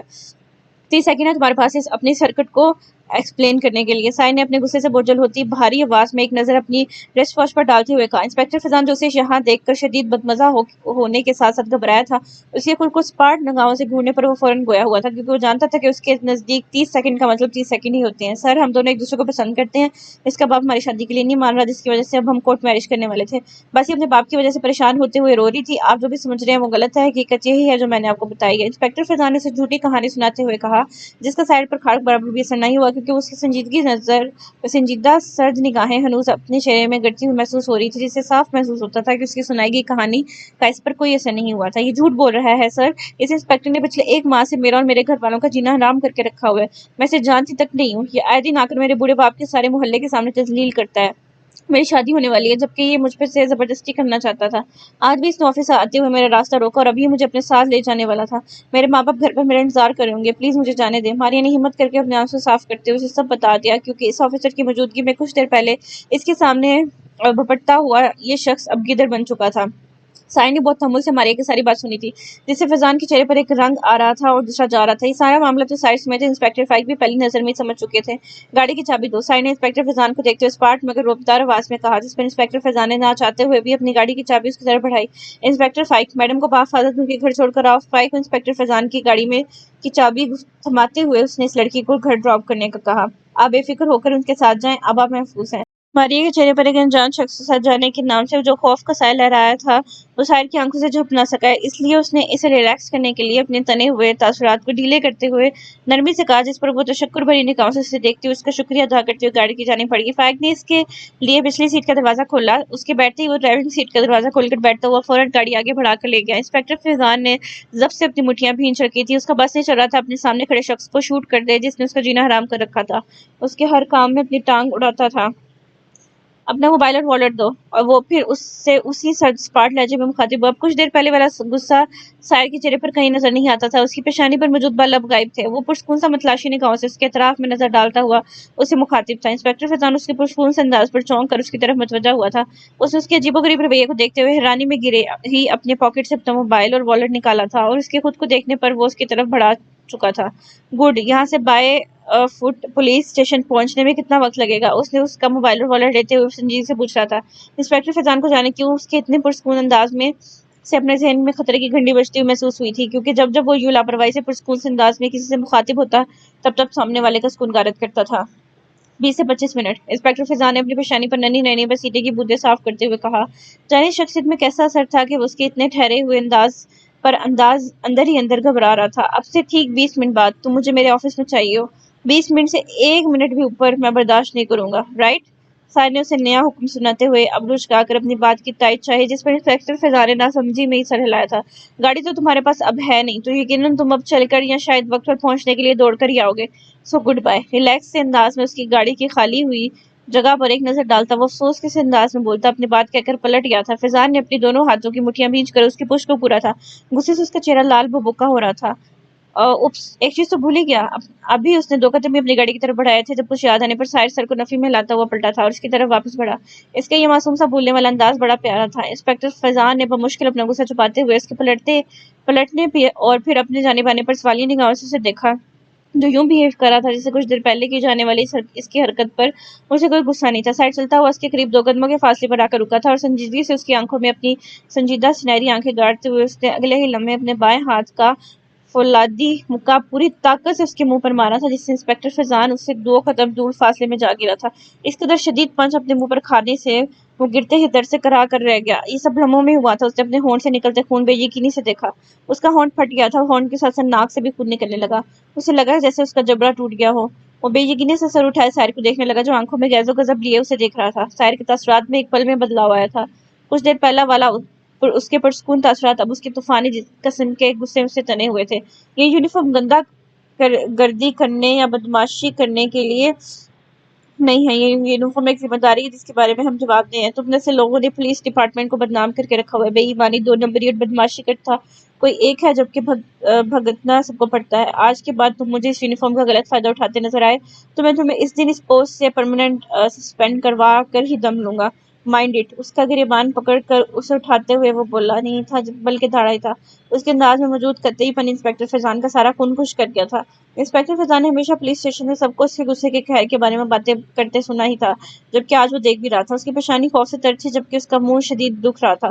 اپنی کچھ دیر پہلے یہاں کی جانے والی گنڈا گردی کو تم 20 منٹ بعد آ کر میرے آفس میں جسٹیفائی کرو گے، ورنہ کچھ دنوں کے لیے سسپینڈ ہونے کے لیے تیار رہنا۔ سائر سخت نظروں سے اسے وارن کرتا ہوا روبدار لہجے میں کہتا اپنی گاڑی کی جانب بڑھ گیا، جبکہ انسپیکٹر فیضان حق دک سا کھڑا دیکھ رہا تھا کہ اس کے ساتھ بنی کیا ہے۔ ہمیشہ دوسروں کو مارنے پیٹنے والے پر آج پہلی بار کسی نے ہاتھ اٹھایا تھا، پہلی بار के कहर का वो शिकार हुआ था। Your time start now. उसके करीब अपनी गाड़ी लाते हुए साइन ने ड्राइविंग सीट का शीशा नीचे करते हुए एक नजर अपनी रेस्ट वॉच पर डालकर संजीदगी से कहा था, और फिर बगैर उसे देखकर वो गाड़ी जन से आगे बढ़ा ले गया। इंस्पेक्टर फैजान ने आज खुद को शदीद बेबस महसूस किया। उसे इस इंसान पर इतना गुस्सा था कि उसका बस नहीं चलता। वो अपने बंदूक की सारी गोलियां से इसका सीना छलनी कर देता। इस कदर शातिर इंसान से उसका पाला पहले कभी नहीं पड़ा था, जिसने जानबूझकर पहले उसकी गाड़ी में इस लड़की को भेजा, फिर उसका मोबाइल और वॉलेट भी ले लिया कि कहीं वो किसी से कांटेक्ट न कर सके या किसी ट्रांसपोर्ट का इस्तेमाल न करते हुए पुलिस स्टेशन न पहुंचे। इसने अपनी नाक से बहते हुए खून को 2 उंगलियों से साफ किया था। जिल्लत और तौहीन के मारे उसका खून खोल रहा था। गुस्से और बेबसी के मारे अपना पांव पूरी कुवत से जमीन पर मारते हुए वो इस इंसान सड़क पर जोर से चीखा था। अपने बालों को मुट्ठी में जकड़ते हुए इसने जब से खुद को मजीद मुश्ताल होने से रोका था। आज उसे किसी भी तरह करके अपनी पोजीशन क्लियर करनी थी। वो उसे खुद पर शक नहीं होने देना चाहता था, जबकि उसके बाद उस आदमी से उसका मामू ही निपटने वाला था। उसे सोच लिया था कि वो मंजूर शाह को जाकर ये सब बताएगा, और फिर वो अपने लाडले भांजे के साथ इसकी ज्यादती पर जो उसका हाल करता वो पूरे जमाने के लिए इबरत का निशान होता। ये सोचकर वो अपने गुस्से को काबू करता, अपने होंठ से निकलता खून हाथ की पुष्ट से साफ करता हुआ पुलिस स्टेशन के रास्ते की तरफ भागने लगा, क्योंकि उसे अगली 20 मिनट में पुलिस स्टेशन पहुंचना था। बेचारा इंस्पेक्टर फैजान एक कमजोर मर्द था, जिसका बस अब सिर्फ अपने ही से नीचे कमजोर और बेबस लोगों पर ही चलता था, जबकि आज उसका वास्ता एक असली मर्द से पड़ा था, जो कि निडर और बहादुर था, जिसे दुश्मनों पर अपनी ताकत से खौफजारी करना आता था, जो दूसरों को बहुत सुकून से मात देने का हुनर रखता था। एसएसपी साहिर इसरार यूं ही तो नहीं इतनी सी उम्र में इस ओहदे पर फाइज था। इसका ब्रिलियंट रिकॉर्ड, इसकी शख्सियत का चार्म, इसकी बहादुरी, इसकी स्मार्टनेस और बेहतरीन प्लानिंग ने हमेशा उसे सब में नुमाया टॉप पर रखा था। सुबह से शाम होने को है, ये दिन भी इख्तिताम होने को है। परिंदे तो कब के आ चुके घर वापस महल जाने, मेरा इंतजार कब तमाम होने को है। मौसम अब पहले से काफी ज्यादा तब्दील हो चुका था। रात के वक्त हवा में अच्छी खासी ठंडक मौजूद होती थी, जबकि दिन के वक्त दर्जा हरारत नॉर्मली होता था। खाने के बाद वो सब लॉन्च में बैठे थे जब परिशे चाय बना लाई। इस्माइल साहब चाय पीकर आराम करने अपने कमरे में जा चुके थे, जबकि बाकी सभी बातों में मसरूफ थे। 4 दिनों बाद वो लोग अपने बाई घर जा रहे थे, बगैर किसी खौफ खतर के। उनकी खुशी का कोई ठिकाना नहीं था। अशरफ फूफो के पास बैठी थी, जबकि परिशे कनीज बेगम की गोद में सर रखे सोफे पर लेटी हुई थी। सारा, मैं तुम्हें बता रही हूँ, जैसे मेरी शादी की डेट फिक्स हुई तुम्हें फौरन आना है। मैं तुम्हें कोई बहाना नहीं सुनूंगी। परिचय ने उसे पहले ही वार्न करते हुए कहा। कितना दिल था उसका कि वो अशरा को अपने साथ लेकर जाती, मगर साई ने सहूलत से इनकार कर दिया था। इसके बाद से फूफो की किसी बात का जवाब देती अशरा एक पल को खामोश होगी। उसे तो ये तक नहीं पता था कि वो कहाँ रहने वाली थी, कल को कैसे हालात होने वाले थे, तो फिर वो कैसे परिचय से वादा कर लेती। देखा फूफो, आपने ऐसे कैसे खामोश हो गई है। मुझे पहले ही लग रहा था ये हमारे यहाँ से जाती है भूल जाएगी। परिचय ने इसकी खामोशी पर खफगी से फूफो को मुखातिब करते हुए कहा। क्या हुआ सारा, खामोश क्यों होगी। फूफो ने उसके खामोश हो जाने पर नरमी से पूछा। मैं नहीं जानती कि मैं और कब तक किसी के आश्रय पर रहूंगी। पता नहीं अपने घर में जा भी पाऊंगी कि नहीं। मैं तो ये भी नहीं जानती कि मैं अब की बार में मुझे कहाँ रखेंगे। पता नहीं वो कैसे लोग होंगे, वहाँ के क्या हालात होंगे। ऐसे में मैं कैसे झूठा वादा कर सकती हूँ आपसे प्रेषे, जिसे मैं पूरा ही ना कर सकूं। सारा ने जिद्दी से कहा। वाकई इस मामले में बेबस और बेखबर थी। तुम्हें इतना सोचने की जरूरत नहीं है। बस तुम इंशाल्लाह कहो, क्योंकि तुम तो साइड भाई के पास ही रहोगी ना, और मेरी शादी के तो सारे इंतजाम ही बड़ी भाई होने के नाते उन्होंने करने हैं। तो बस जब वो मेरी शादी पर आया कि तो साथ तुम्हें भी ले आएंगे। परिशा ने झट से सारा मामला सुलझाने के साथ साथ समझाते हुए कहा। साहिर के साथ रहने और उसके साथ किसी भी किस्म के सफर का सोचकर असरा को शदीद कोफ्त हुई थी। परिशस में सबकी खुद पर सवालिया निगाहें महसूस करके असरा ने हल्की सी मुस्कुराहट चेहरे पर सजा ली। जरूर, वो बस इतना ही बोल सकी। जाने इन लोगों पर उसने क्या जादू कर रखा था कि सुबह शाम उनकी जुबानों पर उसका जिक्र होता था। असरा को इनकी लोगों की मासूमियत पर इन लोगों से हमदर्दी हुई। सारा, तुम्हें पता है हमारा घर इतना प्यारा और बड़ा है कि जो भी उसे देखता है वो तारीफ के बगैर नहीं रह सकता। यहाँ तो मेरा इतना छोटा सा कमरा है, वहाँ मेरा इतना प्यारा बड़ा सा कमरा होता था, जिसमें दुनिया जहान की हर आसाइश मौजूद थी। वहाँ परिशा सचमुच की परी थी। परिशा ने पुरजोशी से अपने कमरे को याद करते हुए आंखों में चमक लिए उसे बताया, जिस पर सारा हल्का सा मुस्कुरा दी। वो कोई 20 दफा उसका ये कमरा नामा सुन चुकी थी। अब तो उसे जुबानी याद भी हो चुका था कि उसके कमरे का नक्शा कैसा है। तुम उससे छोड़ो, ये बताओ बेटा, अभी पैकिंग तो नहीं की ना तुमने। कनीज बेगम ने परिशे के नॉन स्टॉप बोलने पर उसके सर पर एक चप्पड़ लगाते हुए उसे टोकते हुए सारा से पूछा, जिस पर सारा ने नफी में सर लाया। कल मैंने और तुम्हारी फूफो ने तुम्हारे लिए ढेर सारी शॉपिंग की थी, जो मैं आज तुम्हें दिखाना ही भूल गई। और सर मैं तुम्हें कल सुबह दिखाऊंगी। तुम जैसे तुम अपना सामान में रखना मत भूलना। कनीज बेगम ने मोहब्बत से कहा। जब वो यहाँ आई थी तब उनके पास उसे देने को कुछ नहीं था, जबकि अब जब अल्लाह ने उनका इज्जत मुकाम ने वापस लौटा दिया था, तो फिर वो क्यों ना अपने दिल के अरमान पूरे करती। इन सब की बिल्कुल जरूरत नहीं थी आंटी। मैं पहले ही आप लोगों के ढेर सारे एहसानों तले दबी हुई हूँ। आप लोगों के दिल से मोहब्बत पर मैंने आप लोगों की बेहद मशकूर हूँ। सारा ने अपने शफाफ से हथेलियों को देखते हुए नरमी से कहा। उसकी आंखों में हल्की सी नमी भरने लगी। किस तरह इस घर के मकीनों ने उसे अपनी हथेली का छाला बनाकर रखा था। उसकी बीमारी पर, उसकी तकलीफ पर सारा घर उसके आगे पीछे घूमता था। इससे दिल से मोहब्बत करता था। फुफ्फुर कनीज बेगम बिल्कुल एक माँ की तरह उसका ख्याल रखती थी, और परिशे एक बड़ी बहन की तरह उसका ख्याल रखती थी। कभी उसके जिद करने पर उसे डांट देती, तो कभी नरमी से अपने प्यार को जताती। इस्माइल साहब ने उसे तब संभाला था जब वो अंदर ही अंदर घट घुट कर मरने लगी थी। اسماعیل صاحب اسے منفی سوچ اور تاریخ راسوں سے اپنی باز اور باتوں کے ذریعے کھینچ کر واپس لائے تھے۔ وہ اکثر اسے سورہ یوسف کا قصہ سنا کر اس کے حوصلے بلند کرتے۔ اسرا نے کبھی نہیں سوچا تھا کہ اسے اتنا محبت کرنے والا گھرانہ بھی ملے گا، ایسے سچے لوگوں کے ساتھ رہنے کا موقع بھی ملے گا، یہ جیسی اس کی خوش قسمتی تھی۔ کوئی احسان نہیں کیا ہم نے تم پر، بلکہ تمہیں تو ہم نے اپنی دوسری بیٹی ہی سمجھا ہے۔ تم سب چیزیں میں نے اور آپا نے دل سے تمہارے لیے خریدی ہیں، جب تم دیکھو گی تو تمہیں بہت پسند آئے گی۔ کنیز بیگم نے اس کی بات پر اسے ٹوکتے ہوئے محبت سے کہا۔ پریشا خوش مگی نگاہوں سے اسرا کو اپنی ماں سے اتنی محبت ملنے پر دیکھا۔ سچ پوچھوں تو تمہیں دیکھ کر میرے دل میں اکثر خواہش اٹھتی ہے کہ کاش میری بھی اولاد ہوتی اور وہ بھی بالکل تمہاری جیسی ہوتی۔ تمہیں دیکھ کر میرا شدت سے دل چاہتا ہے کہ میری تمہاری جیسی ایک بیٹی ہوتی۔ پھپھو نے نم نگاہوں سے اسے دیکھتے ہوئے محبت سے کہا۔ وہ جوانی میں ہی بیوہ ہو گئی تھی، جس کے بعد سے اپنے سسرال والوں کے برے سلوک کرنے پر اپنے بھائی کے گھر ہی رہتی تھی۔ اسماعیل صاحب نے انہیں بیوہ ہونے کے کچھ سالوں بعد فورس کیا تھا کہ وہ دوسری شادی کر لیں، مگر پھپھو کے لیے پریشا اور ذاکر ہی اب جینے کا مقصد تھے۔ انہیں اپنی اولاد کی خواہش کبھی محسوس نہیں ہوئی تھی، جبکہ اسرا جیسی صابر، کمگو، اللہ پر پختہ ایمان رکھنے والی اور پھول جیسی نازک لڑکی کو دیکھ کر ان کا شدت سے دل چاہتا تھا کہ ان کی بھی اس جیسی بیٹی ہو۔ میں آپ کی ہی بیٹی ہوں پھپھو۔ اسرا نے ان کی آنکھوں میں آنسو دیکھے تو ان کے ہاتھ پر اپنا ہاتھ رکھتے ہوئے وہ نرمی سے گویا ہوئی تھی۔ یہ عورت چاہے ہی زمانے کے لیے کتنی سخت رہی ہو، مگر اسرا نے آج تک اسے اپنے لیے مہربان ہی پایا تھا۔ اپنے ہاتھ پر اس کے نازک سے ہاتھ کا لمس محسوس کرتے ہوئے پھپھو نے اسے اپنے ساتھ لگایا تھا، جس پر اسرا مسکرا دی۔ واہ پھپھو، آپ کو کبھی مجھے دیکھ کر خیال نہیں آیا کہ آپ کی میری جیسی اولاد ہونی چاہیے تھی؟ پریشا نے پھپھو کو یوں سارا پر محبتیں لٹاتا دیکھ خفگی سے کنیز بیگم کی گود سے اٹھتے ہوئے پوچھا۔ میں کیوں ایک آفت کے گھر میں ہوتے ہوئے دوسری آفت کی خواہش کروں؟ تمہیں دیکھ کر تو شکر ادا کرتی ہوں کہ میری کوئی اولاد نہیں۔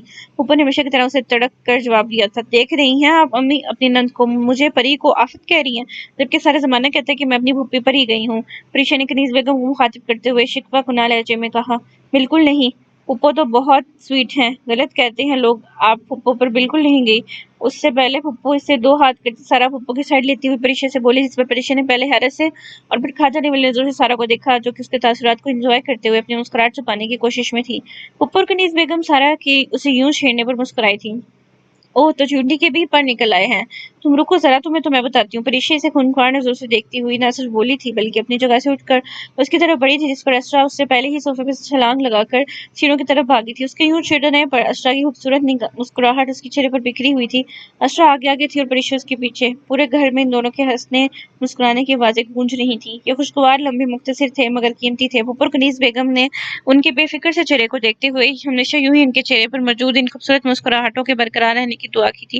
وہ سیڑھیاں اترتے ہوئے نیچے آیا تو اسے رمیسہ بیگم لاؤنج میں بیٹھی ٹی وی پر کوئی کوکنگ شو دیکھتی ہوئی نظر آئی۔ ایک ہاتھ میں LCD کا ریموٹ تھامے اور دوسرے ہاتھ میں چائے کا مگ لیے وہ گھونٹ گھونٹ چائے پیتے ہوئے مصروف انداز میں LCD پر شو دیکھنے میں مصروف تھی۔ ملازمہ ڈائننگ ہال کی اسٹنگ کر رہی تھی، جبکہ مین ہال کا دروازہ کھلا ہوا تھا، جس سے باہر کا منظر صاف نظر آ رہا تھا۔ مالی پودوں کو پانی دینے کے بعد اب پورچ کی راہداری دھونے میں مصروف تھا۔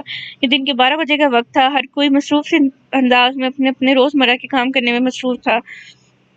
وہ اپنے نم سنہری بالوں میں ہاتھ پھیرتا ہوا لاؤنج میں رمیسہ بیگم کے پاس آیا، انہیں عقب سے اپنی دونوں بازوؤں کے گھیرے میں بڑھتے ہوئے وہ جھک کر ان کی پیشانی پر بوسہ دیتے ہوئے انہیں گڈ مارننگ کہتا ہوا ان کے سامنے والے صوفے پر بیٹھا تھا۔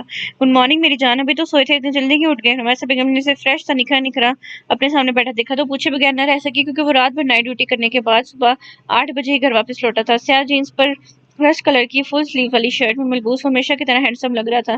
یہ شرٹ اور کلر اس پر بہت جچ رہا تھا۔ بس ٹھیک سے نیند نہیں آئی، سر میں درد ہو رہا تھا، آپ ناشتہ کروا دیں، پھر کوئی میڈیسن لیتا ہوں۔ سائن نے صوفے پر نیند دراز ہوتے ہوئے کہا۔ وہ بہت تھکا ہوا گھر آیا تھا، کمرے میں آتے ہی وہ جوتے اتارتے ہوئے بستر پر گر گیا تھا۔ آج پہلی بار ایسا ہوا تھا کہ وہ بغیر یونیفارم چینج کیے ہی سو گیا تھا، جبکہ ابھی اسے سوئے ہوئے 2 گھنٹے گزرے تھے جب اسماعیل صاحب کی بار بار آتی فون کال نے اسے جگا دیا۔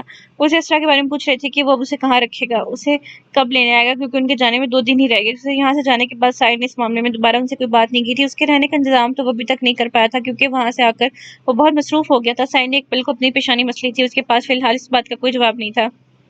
انہیں رات کو دوبارہ کال کر کے تفصیل سے بات کرنے کا کہہ کر فی الحال اس موضوع سے اپنی جان بچا گیا تھا۔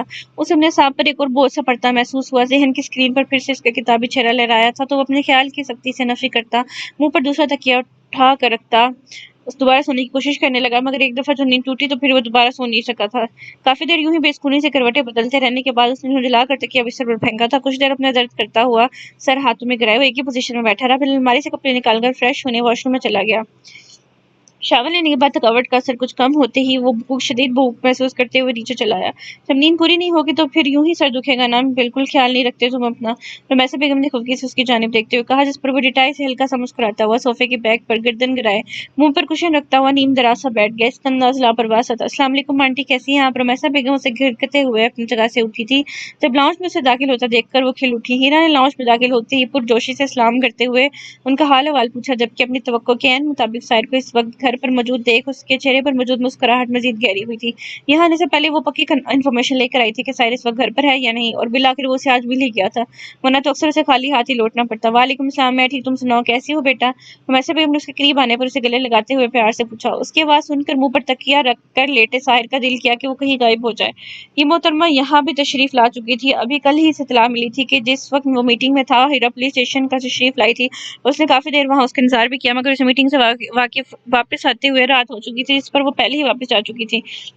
میں بالکل ٹھیک ہوں، ہیرا نے رمیسا بیگم کو جواب دیتے ہوئے صوفے پر نیم دراز سے اپنے لاپرواہ منگیتر کو دیکھا، جو اس کی آواز سن کر بھی نظر انداز کیے ہوئے تھا۔ رمیسا بیگم نے اس کی نظروں کے تعاقب میں دیکھا جو ساحر کی بے مروتی انہیں بالکل پسند نہیں آئی تھی۔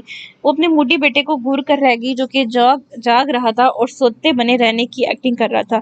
ساحر، کوئی آیا ہے ہمارے گھر، اٹھ کر بیٹھو۔ وہ اس کا سر درد ہو رہا تھا تو بس آنکھ لگ گئی ہوگی۔ رمیسا بیگم کی آواز پر ساحر نے دانت پیستے ہوئے اپنے چہرے سے کشن ہٹایا تھا اور پاؤں سمیٹتا ہوا سیدھا ہو کر بیٹھا۔ اسے اس وقت ہیرا کی آمد سے شدید کوفت ہوئی تھی۔ رمیسا بیگم نے اسے آواز دینے کے ساتھ ساتھ ہیرا کو اس کی لاپرواہی کی وضاحت دیتے ہوئے کہا کہ کہیں وہ اس کے رویے کو محسوس نہ کرے۔ ہائے، کیسے ہیں آپ؟ کیا ہوا، آپ کی طبیعت نہیں ٹھیک؟ ہیرا نے بے تکلفی سے اس کے قریب ہی بڑے سنگل صوفے پر بیٹھے ہوئے پوچھا۔ چہرے پر متفکری لیے وہ اسے پوچھ رہی تھی، اور ساحر تو اس وقت کو کوس کر رہ گیا جب اسے رمیسا بیگم کا ذکر کیا تھا کہ اس کے سر میں درد ہے، جو کہ اسے بتا کر خود انہیں باتیں کرنے کا کہہ کر کچن میں اس کے لیے کافی بنانے چلی گئی تھی۔ نہیں، معمولی سا درد ہے، آپ بتائیں سب خیریت؟ ساحر نے رسمن پوچھا۔ جی سب خیریت، آپ کو کون سی دنیا میں مصروف ہوتے ہیں، کبھی نظر نہیں آتے؟ منگنی کے بعد مجھے آج آپ مل رہے ہیں، ہیرا نے شفا کناز انداز میں پوچھا، کیونکہ پولیس اسٹیشن میں تو اگر وہ ملتا بھی تھا تو 2 یا 3 منٹ سے زیادہ اس کی کبھی سے بات نہیں ہوئی تھی، وہ بھی سرسری سے لہجے میں، اس لیے آج اسے یوں گھر پر دیکھ کر وہ بغیر رہ نہیں سکی۔ مجھ پر اچھی خاصی نظر رکھ کر آپ کا یہ پوچھنا کہ میں کہاں مصروف ہوتا ہوں بنتا نہیں ہے ویسے، ساحر نے سنجیدگی سے اس کی جانب دیکھتے ہوئے کہا۔ اس کی بات اور انداز پر ہیرا ایک پل کو گڑبڑائی تھی۔ یہ بات اس کے لیے بہت غیر متوقع نہیں تھی۔ وہ نہیں جانتی تھی کہ ساحر اس کی اس حرکت سے واقف ہے۔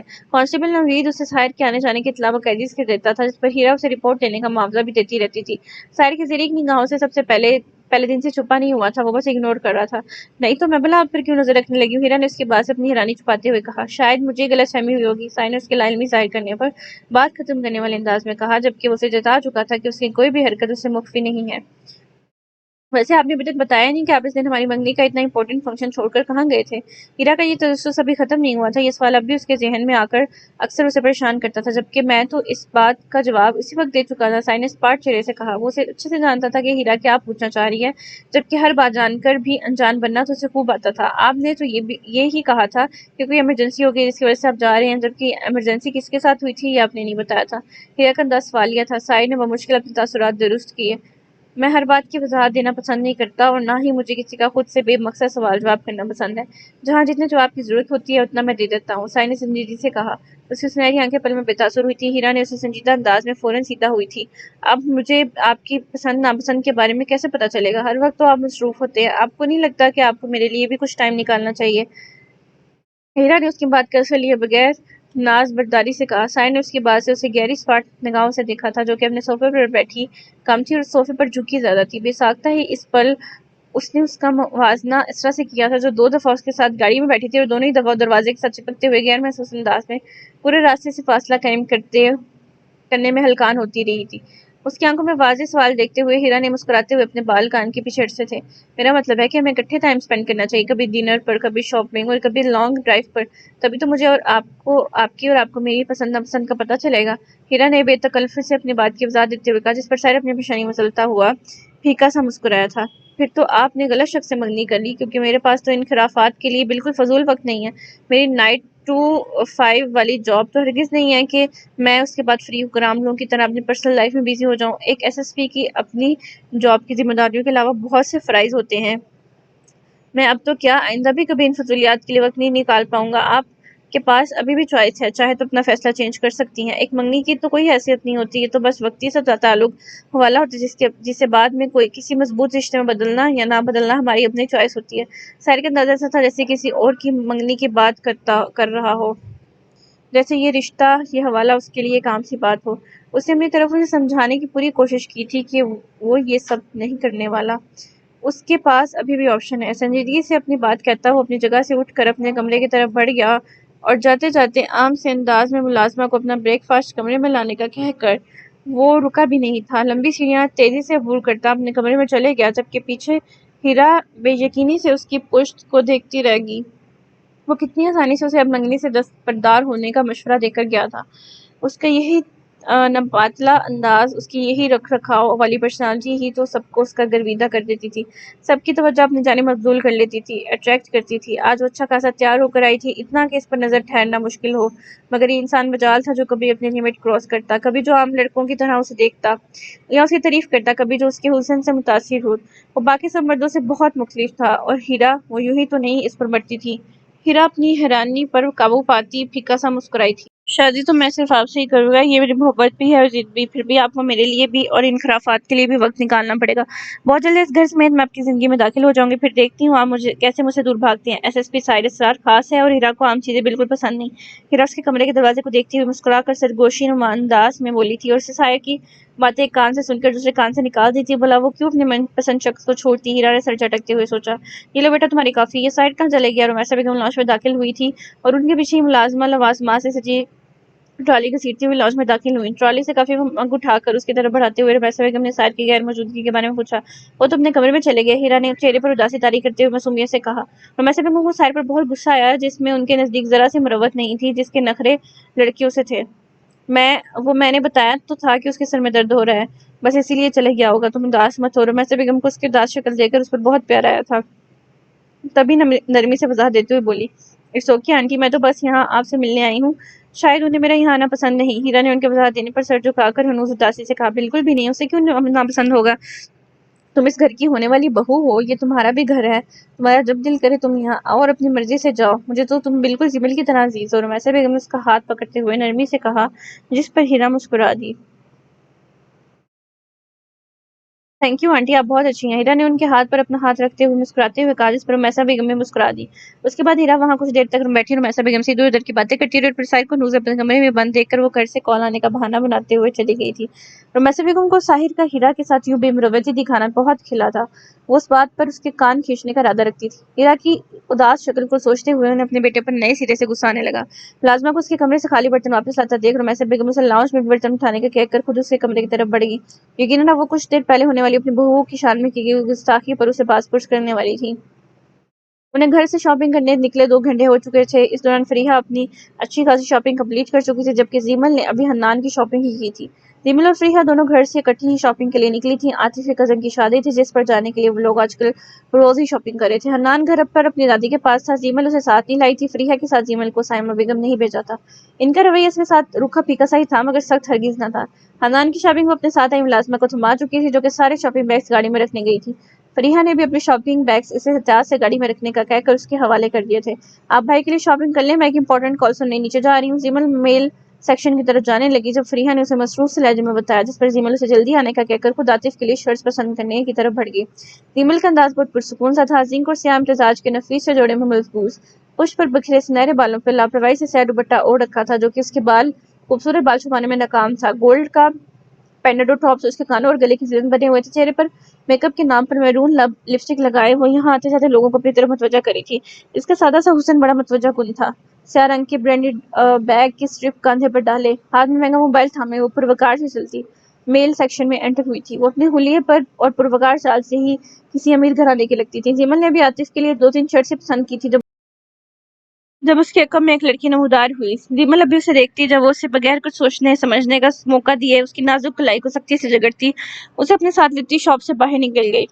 زیمل اس انجان لڑکی کی اس کارروائی پر ایک پل کو چونکی تھی، جبکہ اگلے ہی پل وہ اپنی کلائی اس کی جارحانہ قریب سے ذات کروانے کی تگ و دو کرنے لگی، جو بغیر اس کی سنے اس طرف باہر की तरफ खींचते हुए बाहर ले आया। ये क्या बदतमीजी है, छोड़ो मेरा हाथ, तुम कौन हो?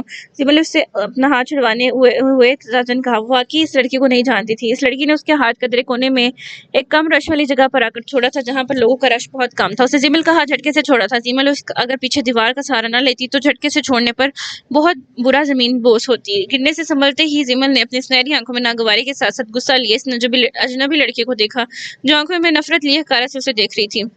नीली जीन्स पर रेड टॉप पहने, लेयर्स में कटे बालों को खुला छोड़े, लंबी पेंसिल हील पहने, चेहरे को स्याह मास्क में छुपाए उसके सामने खड़ी लड़की और कोई नहीं ऐना मलिक थी, जो पिछले 4 महीनों से आतिफ से कांटेक्ट करने के लिए पागल हो रही थी, क्योंकि उसने उसे हर जगह से ब्लॉक कर रखा था।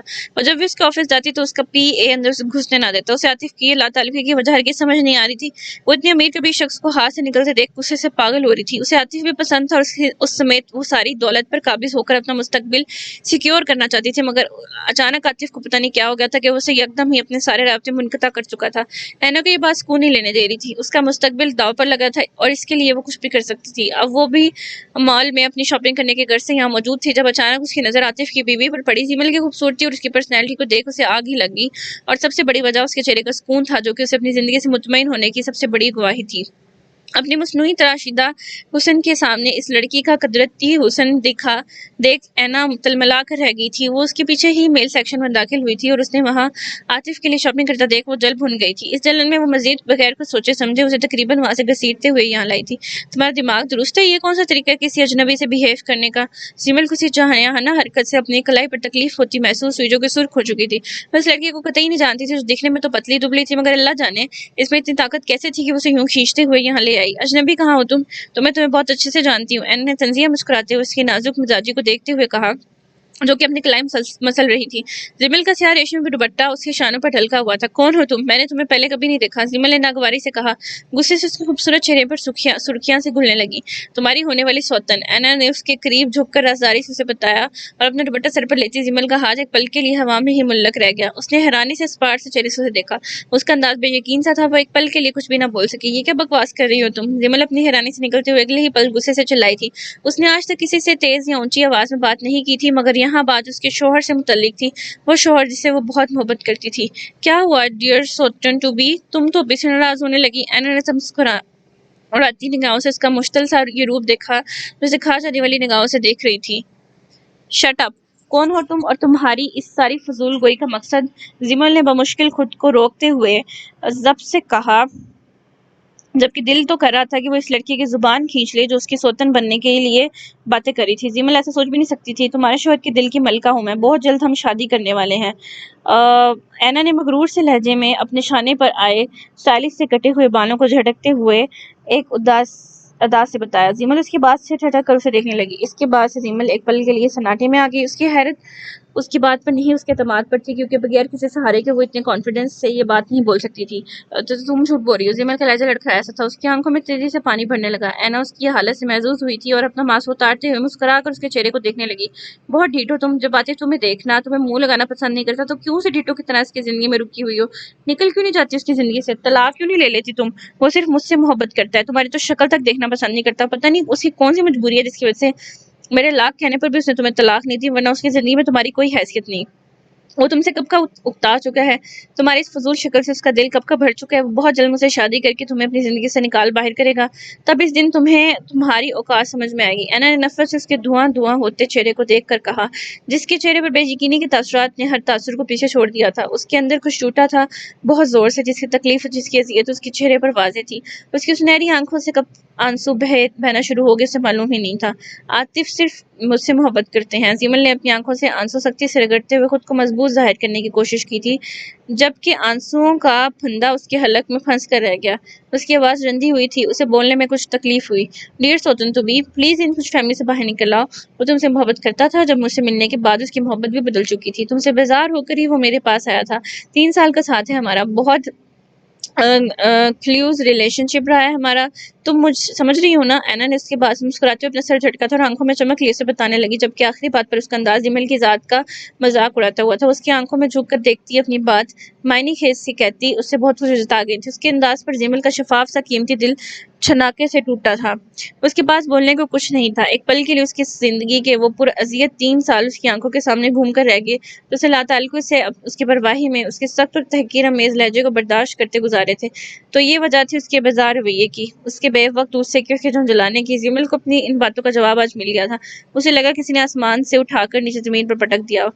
उसके साथ देख के अपने मुस्तकबिल के सारे ख्वाब रेजा रेजा होकर बिखर गए थे। जो आज हकीकत उसके सामने थी, वो तो किसी अनदेखे ख्वाब की सी थी, जिसका दूर दूर तक उसे तसव्वुर भी नहीं किया था। जिमल ने अपनी आंसू भरी आंखों से चेहरा उठाकर इस लड़की को देखा था, जो कि उम्र में उसे 2 से 3 साल ही छोटी थी। मॉडर्न सी ड्रेसिंग और उसके तराशीदा हुस्न ने उसे खूबसूरत बना दिया था। जिमल अनजाने में इसे देखते हुए अपने अंदर खामियां तलाश करने लगी। वो उसकी बातों पर कभी यकीन ना करती अगर उसने अपनी जिंदगी के वो 3 साल उसकी दी हर अजियत को सब्र से बर्दाश्त करते ना गुजारे होते। ऐना लोहा गर्म करते हुए उस पर मजीद ज़रब लगाती हुई उसे अपनी और आतिफ की मुख्तलिफ मुकामात पर ले गई तस्वीरें दिखाने लगी, जिस पर वो दोनों एक दूसरे के साथ बहुत खुश दिखाई देते थे, एक दूसरे के करीब थे। गैर इरादी तौर पर इन तस्वीरों को देखती जिमल की आंखों में मिर्चे से भरने लगी।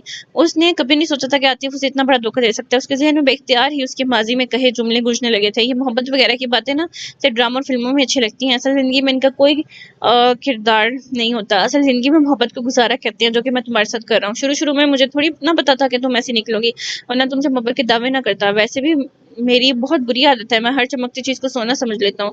तुम्हारे मामले में भी बिल्कुल ऐसा ही हुआ है मेरे साथ। जिमल के कानों में बेख्तियार माजी में कही गई उसकी बातें गूंजी थी। आई होप अब तुम्हारे फैसला करने में आसानी होगी और जितनी जल्दी हो सके हमारी जिंदगी से खुद ही बाहर निकल जाना। है ना। तरहम भरी निगाहों से उसे देखती अपनी बात कहकर मगरूर सी सरशार सी चाल चलती वहां से निकल गई। उसने आधा सच और आधा झूठ बोलकर अपना रास्ता साफ करने की कोशिश की थी। ये सच था कि वो 3 साल से आतिफ के साथ थी, मगर ये भी झूठ था कि उनमें कोई गहरा ताल्लुक था। आतिफ ने कभी अपनी लिमिट क्रॉस नहीं की थी। आतिफ के हद तक की दोस्ती थी। उसकी मोहब्बत को देखते हुए उसने शादी का इरादा कर चुका था, मगर चाह कर भी वो ये कदम उठा नहीं पाता था। इस अनजाने से जंजीर ने उसके पांव जकड़ रखे थे, जबकि ऐना तो उसे कब से शादी के लिए फोर्स कर रही थी और आतिफ उसे मुसलसल टार रहा था। तो उस तस्वीरें वो जीमल को दिखा कर गई थी, उसमें कुछ ऐसा भी नहीं था जो उसे उसके बोले के झूठ मैं साबित करता, मगर चूंकि उसकी बताई गई बातों ने जीमल को लाकर रख दिया था, उसके एतमाद के टुकड़े टुकड़े कर दिए थे, इसलिए इन तस्वीरों में वो अपने शोहर के इस लड़की के साथ देखकर जीमल की बदगुमानी कई गुना तक बढ़ा गई थी। जीमल कुछ बोलने के काबिल नहीं रही थी। ऐना के जाते ही खाली खाली नजरों से उसकी पुष्ट को देखती। जीमल ने बेख्तियार ही दीवार पर हाथ रखते हुए उसे थामा था। उसे अपने दिमाग की नसें फटती हुई महसूस हुई। जिमल एक बहुत सॉफ्ट सी नेचर की लड़की थी, सॉफ्ट सी नेचर की लड़की थी, और जिसके साथ पर ये हकीकत किसी थोड़े की तरह जब लगा रही थी। वो कितनी ही देर दीवार का सहारा लिए ऐना की बातों पर गौर करती रही। अगर आतिफ से शादी करना चाहता तो फिर वो जो उसकी आंखों पर पिछले कुछ महीनों से वो अपने लिए बराह रास्त मोहब्बत देखते आई थी, वो सब क्या था? दिखावा, गुजारा, फ्रेब, झूठ। उसके जहन में ऐना की बातें और पिछले कुछ महीनों से आतिफ की शौक या शरारत से कही गई मोहब्बत भरी बातें तेजी से गर्दिश करने लगी। जिमल को लगा ये सब सोचते सोचते उसका दिमाग फट जाएगा। वो बेख्तियार ही अपना सर दोनों हाथों में थाम गई। उसकी आंखों से आंसू तेजी से रवान थे। उसे बिखरी हुई टूटी हुई हालत में खड़े जाने कितने लम्हे गुजरे थे जब मुलाजमों से ढूंढते हुए इस तक पहुंची थी और उसे फरीहा का बताया, जो कब से गाड़ी में इसका इंतजार करी थी। मुलाजिम जिमल की हालत देखते हुए एक पल को ठटकी थी। रो रो कर उसका चेहरा भीग चुका था। बिखरे हुए सुनहरी बाल और उसकी मुतनशिर सी हालत देख को परेशानी से उसकी तबीयत पूछने लगी और जिमल वो मुश्किल खुद पर जब्त करते हुए अपने आंसू साफ करती बगैर कोई जवाब दिए गाड़ी की तरफ बढ़ गई। पूरे रास्ते वो खामोशी रही और गाड़ी घर के पोर्च में रुकते ही वो बगैर किसी को देखे अपने कमरे की जानिब बढ़ गई। लाउंज में बैठी साया बेगम ने हैरानी से उसे देखा था और हन्नान भी अपनी माँ के यूं इग्नोर करने पर मुंह बसूर कर रह गया। इस वक्त उसके दिल पर आई क़यामत का हाल अल्लाह के सिवा कोई नहीं जानता था। शाम के सारे तरफ गहरे हो रहे थे। सूरज कब का डूब चुका था। ये जुम्मे की शाम थी। आज का दिन हर किसी का मसरूफ गुजरा था। सड़कों पर भी इस वक्त खासा ट्रैफिक का रश था। पुलिस स्टेशन में भी इस वक्त काफी गहमा गहमी थी। राहदारी से अंदर दाखिल होते हुए मुख्तलिफ किस्म की आवाजें कानों से टकराती थी। इंस्पेक्टर फैजान परसों रात कैसे भी करके बच गया था, जब भी इस वक्त अपने कैबिन में बैठा अपने स्पुर्द के काम में मसरूफ था। उसे लग रहा था कि साहिर उसकी सुनाई की कहानी में आ गया, जबकि वो नावाकिफ था कि साहिब ने उससे जानबूझकर इग्नोर किया था। उसकी बातों पर जानबूझकर ऐसा तासुर दिया था कि वो उसकी सुनाई की कहानी से मुतमईन हो चुका है, जबकि उसमें कोई ऐसी चाल नहीं थी जिस पर उसे वान करता हुआ छोड़ चुका था। दरवाजा नॉक करके अंदर आने की इजाजत मिलती वो अंदर दाखिल हुआ, जहां वो लैपटॉप पर काम करने में मसरूफ था। उसके अंदर दाखिल होने पर उसने स्क्रीन से निगाहें नहीं हटाई थी। उसकी उंगलियां तेजी से कीपैड पर चल रही थी। सर आपने बुलाया? राफी अपना काम छोड़कर कांस्टेबल नवरीद के पैगाम देने पर उसके ऑफिस में आया था कि एसएसपी साहब बुला रहे हैं। ہاں کل مارننگ میں فری ہو تم؟ ایک کام تھا میرا، اگر تم کر سکو تو۔ سائن نے ذرا سی نظر اسکرین سے ہٹاتے ہوئے اسے دیکھ کر کہا۔ اسے کل صبح اسلام آباد کے لیے نکلنا تھا، جبکہ یہ کام بھی بہت ضروری تھا۔ وہ اس معاملے میں کسی اور پر اعتبار نہیں کر سکتا تھا۔ آپ حکم کریں، آپ کے لیے تو میں آل ٹائم فری ہوں۔ رافع نے فرمانبرداری سے کہا اور ساتھ ہی ساتھ اس کے اشارے پر وہ چیئر گھسیٹ کر بیٹھ بھی چکا تھا۔ کل اس کی دوپہر میں ڈیوٹی تھی، اس لیے وہ صبح فری تھا۔ اس بات سے انجان تو ظاہر بھی ہرگز نہیں ہوگا۔ میں نے ایک ایڈریس پہ میسج کیا ہے، کل صبح 9 بجے اس ایڈریس سے ایک لڑکی کو پک کرنا ہے اور اس ایڈریس پر ڈراپ کرنا ہے۔ سائن نے اپنے موبائل سے اسے اس ایڈریس سینڈ کرتے ہوئے دوسری اس کی طرف ایک پنک کلر کے چھوٹے سے نوٹ پر لکھا ایڈریس پڑھاتے ہوئے کہا، جسے رافع نے فوراً آگے بڑھ کر تھمایا تھا۔ اس نے اس کا میسج کیا ہوا ایڈریس دیکھا، جو کہ یہاں سے 1.5-2 گھنٹے دور لاہور کے پرانے علاقے کا تھا، جبکہ دوسری نظر اس نے اس نوٹ پر ڈالی جو اس ایڈریس کو دیکھتے ہوئے وہ بے اختیاری حیرانی سے اس کی جانب دیکھنے لگا۔ یہ آپ اس بھوتوں کی بستی میں کیوں اس لڑکی کو رکھ کر مارنا چاہتے ہیں؟ ویسے یہ لڑکی کون ہے جسے آپ اتنی رازداری سے پک اینڈ ڈراپ کروانے کا کہہ رہے ہیں؟ اس ایڈریس کو دیکھنے کے بعد وہ ایک پل کو شوق ہوا تھا، جو کہ تھا تو لاہور کا ہی مگر ایک پوش علاقے کا، جہاں آبادی بہت کم تھی، بہت دور دور ہی گھر نظر آتے تھے، اور دوسرا رات کے وقت یہاں سردی کا زور سب سے زیادہ ہوتا تھا۔ رافع تنہائی کے احساس اس ایریا کو بھوتوں کی بستی کہہ رہا تھا۔ رافع نے اسے غور سے دیکھتے ہوئے پوچھا، جو کہ اس کی بات پر اپنے لیپ ٹاپ کی اسکرین کو تھوڑا موڑتا اس کی جانب متوجہ ہوا۔ تمہیں اس کی پرواہ کرنے کی ضرورت نہیں، یہ لڑکی خود بھی کسی بھوت سے کم نہیں، اس لیے یہ وہاں آرام سے ایڈجسٹ کر لے گی، اور رہے باقی سوال، اس کی جواب تمہیں خود ہی مل جائیں گے۔ سائن نے محظوظ سے انداز میں اپنی بات کہتے ہوئے اسے دیکھا، جو کہ شاکی نگاہوں سے اسے ابھی ابھی دیکھ رہا تھا۔ کیا نام ہے اس لڑکی کا؟ رافع نے کچھ سوچتے پوچھا۔ سارا نام ہے اس کا۔ اسماعیل صاحب کے گھر سے کل صبح 9 بجے اسے پک کر کے تمہیں اس ایڈریس پر ڈراپ کرنا ہے، okay? No more questions, now you may go. Sine نے اس کے ہنوز والیہ نگاہوں پر اپنے چہرے پر محسوس کرتے ہوئے بات ختم کرتے ہوئے اسے جانے کا اشارہ کیا۔ مجھے آپ پر شک ہو رہا ہے کہ آپ کسی اور کے ساتھ انوالو نہیں؟ رافع نے مشکوک نگاہوں سے اسے دیکھتے ہوئے کہا۔ اسے سمجھ میں نہیں آیا کہ وہ اس لڑکی کو آخر کیوں پک ڈراپ کی سہولت دے رہا ہے اور اسے اس آبادی والے علاقے سے نکال کر کیوں ڈراپ کرنے کا کہہ رہا ہے۔ رافع کا دماغ خاصا الجھا۔ شٹ اپ ایس پی رافع، اپنا دماغ فضول باتوں پر لگانے کی بجائے کام پر لگاؤ اور جاتے جاتے انسپکٹر فائق کو بھیجو میرے پاس۔ سائن نے اس کی بات پر اسے گھرکتے ہوئے کہا اور دوبارہ لیپ ٹاپ کی اسکرین سیدھی کرتا ہوا اپنے کام کی طرف متوجہ ہو گیا۔ رافع اس کے ڈانٹنے پر اپنا سا منہ لے کر رہ گیا اور اس کے آفس سے باہر نکل گیا، جبکہ اس کے اندر کا تجسس مزید بڑھ گیا۔ اس کے جانے کے بعد سائن نے ایک نظر اس کی پشت پر ڈالی اور پھر دوبارہ اپنے کام میں مصروف ہو گیا۔ وہ اب اس کی سزا ختم کر دینا چاہتا تھا۔ اسے بالآخر رافع پر ترس آ ہی گیا تھا کہ وہ اس لڑکی کو لے کر اپنی بے مقصد تلاش ختم کر دے، جبکہ وہ نہیں جانتا تھا کہ اسرا کو غیر متوقع طور پر اپنے سامنے دیکھ کر رافع کا ری ایکشن اس کے حق میں بالکل اچھا نہیں ثابت ہونے والا تھا۔ اسے کل اسلام آباد کے لیے نکلنا تھا، مگر اس کے پاس اتنا ٹائم تو تھا کہ وہ اسرا کو اگر چاہتا تو خود اسماعیل صاحب کے گھر سے پک کر کے وہاں چھوڑ آتا، جو جگہ بہت سوچ سمجھ کر اس نے رہائش سے کچھ دور اس کے لیے سلیکٹ کی تھی، جو کہ غیر محظوظ بالکل نہیں تھی۔ لیکن وہ اب دوبارہ اس لڑکی کو نہیں دیکھنا چاہتا تھا، جسے دیکھنے کے بعد اس کے ذہن میں بار بار اس کا عکس آ کر اس کے کاموں میں مداخلت کرتا، آنکھیں سے دوبارہ دیکھنے کی خواہش کرتی اور دل وہ تو اس کی موجودگی میں ہی سکون محسوس کرتا۔ یہ سب اس کی بے سکونی بے نامی کا باعث تھا۔ وہ اب پہلے کی طرح پرسکون نیند نہیں سوتا تھا، اس لیے بس اس نے سوچ لیا کہ وہ رافع کو اس کے بارے میں بتا کر خود مکمل طور پر اس سے دستبردار ہو جائے گا، دوبارہ کبھی اس کے سامنے نہیں جائے گا، جس سے اس کے بے نام سے احساسات مزید پروان چڑھتے، کیونکہ اس رات کے بعد اسے اس کے خیال سے اپنی جان چھڑوانا اب اس کے بس میں نہیں رہا تھا۔ وہ کل رات سے سب کے بارے میں فیصلہ کر چکا تھا، جبکہ وہ لائم تھا کہ قسمت تو کچھ اور ہی سوچے بیٹھی ہے، جو کہ سائر اسرار کے حق میں تو ہرگز نہیں تھا۔ آفس سے واپس آئے اسے 2 گھنٹے گزرے تھے، جب وہ ہنوز اس سے لاپرواہی بنی پھر رہی تھی۔ نہ ہی آج اس نے اس روز کی طرح گھر واپس لوٹنے پر کوئی پروٹوکول دیا تھا۔ اس کے کمرے میں داخل ہونے پر وہ خود کمرے سے باہر نکل گئی تھی اور اس کے بعد اب تک نہ لوٹی تھی۔ وہ خود ہی اپنے کپڑے نکال کر چینج کرنے کے بعد نیچے ڈنر کے لیے آیا تھا۔ ڈنر پر بھی اس نے 1-2 بار مخاطب کیا، جس کا اس نے بہت خشک لہجے میں مختصر سا جواب دیا۔ ڈنر پر موجود سب نے ہی اس کی بے تنائی اور لاپرواہی نوٹ کی تھی، جبکہ وہ خاموش سے حنان کو کھانا کھلا رہی تھی۔ اس نے خود کھانا نہیں کھایا تھا۔ حنان کو کھانا کھلانے کے بعد وہ اسے لیے ڈائننگ ہال سے باہر نکل گئی تھی۔ سبھی نے حیرانی سے گردن اٹھا کر اسپاٹ چہرے سے اسے حنان کے بازو تھامے ڈائننگ ہال سے جاتے دیکھا، اور اس کے بعد دوبارہ کھانے میں مصروف ہو گیا۔ عاطف اس کی یہ لاتعلقی دیکھ کر حیران تھا۔ صبح تو وہ اسے اچھا بھلا چھوڑ کر گیا تھا، زمل کو شاپنگ کرنی تھی، جس پر وہ اسے پیسوں کی ڈیمانڈ کر رہی تھی، کیونکہ وہ اپنے ATM کارڈ کا پاسورڈ بھول چکی تھی۔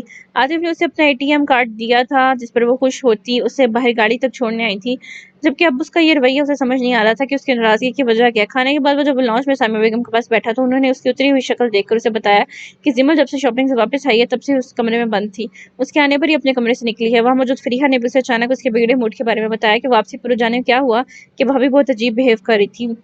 کچھ دیر ان کے پاس بیٹھنے کے بعد عاطف جب اپنے کمرے میں آیا تو کمرہ خالی تھا۔ عاطف کو حیرانی ہوئی، زمل اور حنان پورے کمرے میں نہیں تھے، واش روم کا دروازہ بھی یوں ہی بند تھا۔ عاطف پریشانی سے اپنے کمرے سے باہر نکلا، کیونکہ 2 گھنٹے پہلے ڈنر کرنے کے بعد زمل حنان کو لے کر کمرے میں جا چکی تھی اور اب یہاں موجود نہیں تھی۔ اپنے کمرے کے ساتھ موجود حنان کے کمرے کی لائٹ آن دیکھ کر وہ حیرانی سے دروازے کا ہینڈل گھماتے ہوئے اندر داخل ہوا تھا۔ کمرے میں نائٹ بلب کی روشنی پھیلی ہوئی تھی۔ نائٹ ڈریس میں ملبوس حنان سو چکا تھا، جبکہ زمل بھی اس کے سنگل بیڈ پر اس کے تکیے پر سر رکھے جانے سو رہی تھی یا سونے کی ایکٹنگ کر رہی تھی، کیونکہ اس کی لمبی پلکوں کی لرزش واضح تھی، جو کہ عاطف کی آنکھوں سے مخفی نہ رہ سکی۔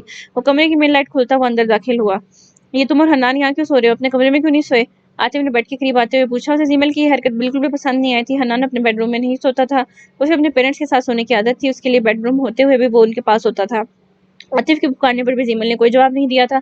वह हनूज आंखें बंद किए लेटी रही, जबकि चेहरे के ढीले तासुरात पल में तन गए थे। जीमल, मैं जानता हूँ तुम नहीं सो रही, क्या मसला है, मुझे बताओगी तो पता चलेगा। किस बात पर नाराज हो मुझसे? अब मैंने क्या किया है? वो उसकी खामोशी पर झंझलाता हुआ उसका हाथ थाम कर नरमी से पूछ रहा था। जीमल की कुछ घंटों की लातालगी उसकी जान पर बन रही थी, उसे परेशान कर रही थी।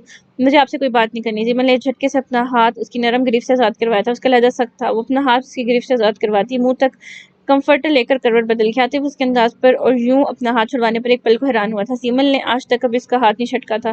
जीमल, व्हाट्स रॉन्ग विद यू? ये क्या तरीका है बात करने का? आतिफ ने उसकी हरकत को इग्नोर करते हुए मुश्किल अपने लहजे को नरम रखते हुए पूछा। मैं कुछ देर सुकून से सोना चाहती हूँ, प्लीज आप यहाँ से जाएं। जीमल ने अपने चेहरे से कंफर्टर हटाते हुए बहुत जब्त से कहा, जबकि दिल तो कि अपने जहन में घूमते सारे सवालों से पूछ ले, मगर इस वक्त कोई तमाशा नहीं लगाना चाहती थी। उसका चेहरा गुस्सा बेबसी के एहसास से सुर्ख हो रहा था। आंसू आंसू आंखों से निकलने के लिए बेचैन थे। आतिफ की आंखों में अपने लिए वाज़ेह परेशानी देखते हुए उसे वो सब बातें झूठी लगी।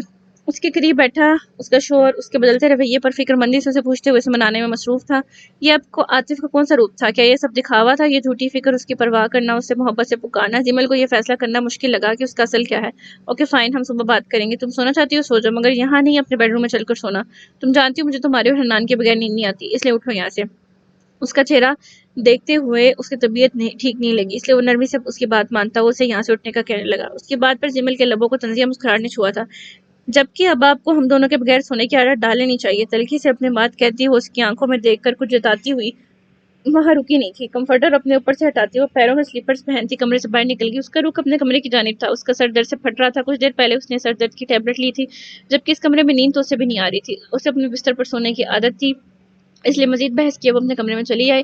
पीछे आते फिरानी से जिमल की पुछ देखता रह गया। उसे इस तलखी से कही हुई है बात और उसकी अजनबी सी सुनहरी आंखों से घबराहट हुई थी। जिमल का ये अंदाज आज तक उसे नहीं कभी देखा था। वो सुबह से उसके रवैये पर बात करने का इरादा रखता था। सोए हुए हनान की पेशानी पर झटके हुए उसने उसे प्यार किया। आज उसे बेटे ने उसी ऑफिस से वापस आने पर उसे रोज की तरह बातें नहीं की थी। उसे अपने गोद में उठाता हुआ उस कमरे की लाइट ऑफ करके अपने कमरे की जानिब बढ़ गया। कमरे में दाखिल होकर उसे बेड पर लेटाते हुए आतिफ ने एक नजर दूसरी तरफ करवट लेकर लेटी जिमल की जानिब देखा था, जो कि सर तक कंफर्ट लेकर लेटी थी। अपनी साइड का लैंप ऑफ करके हन्नान को वो अपनी साइड का लैंप ऑफ करके हन्नान को अपने साथ लगाए सोने के लिए लेट गया, जबकि जिमल की इतनी सी लातालगी बेतनाई से उसकी नींद उड़ चुकी थी।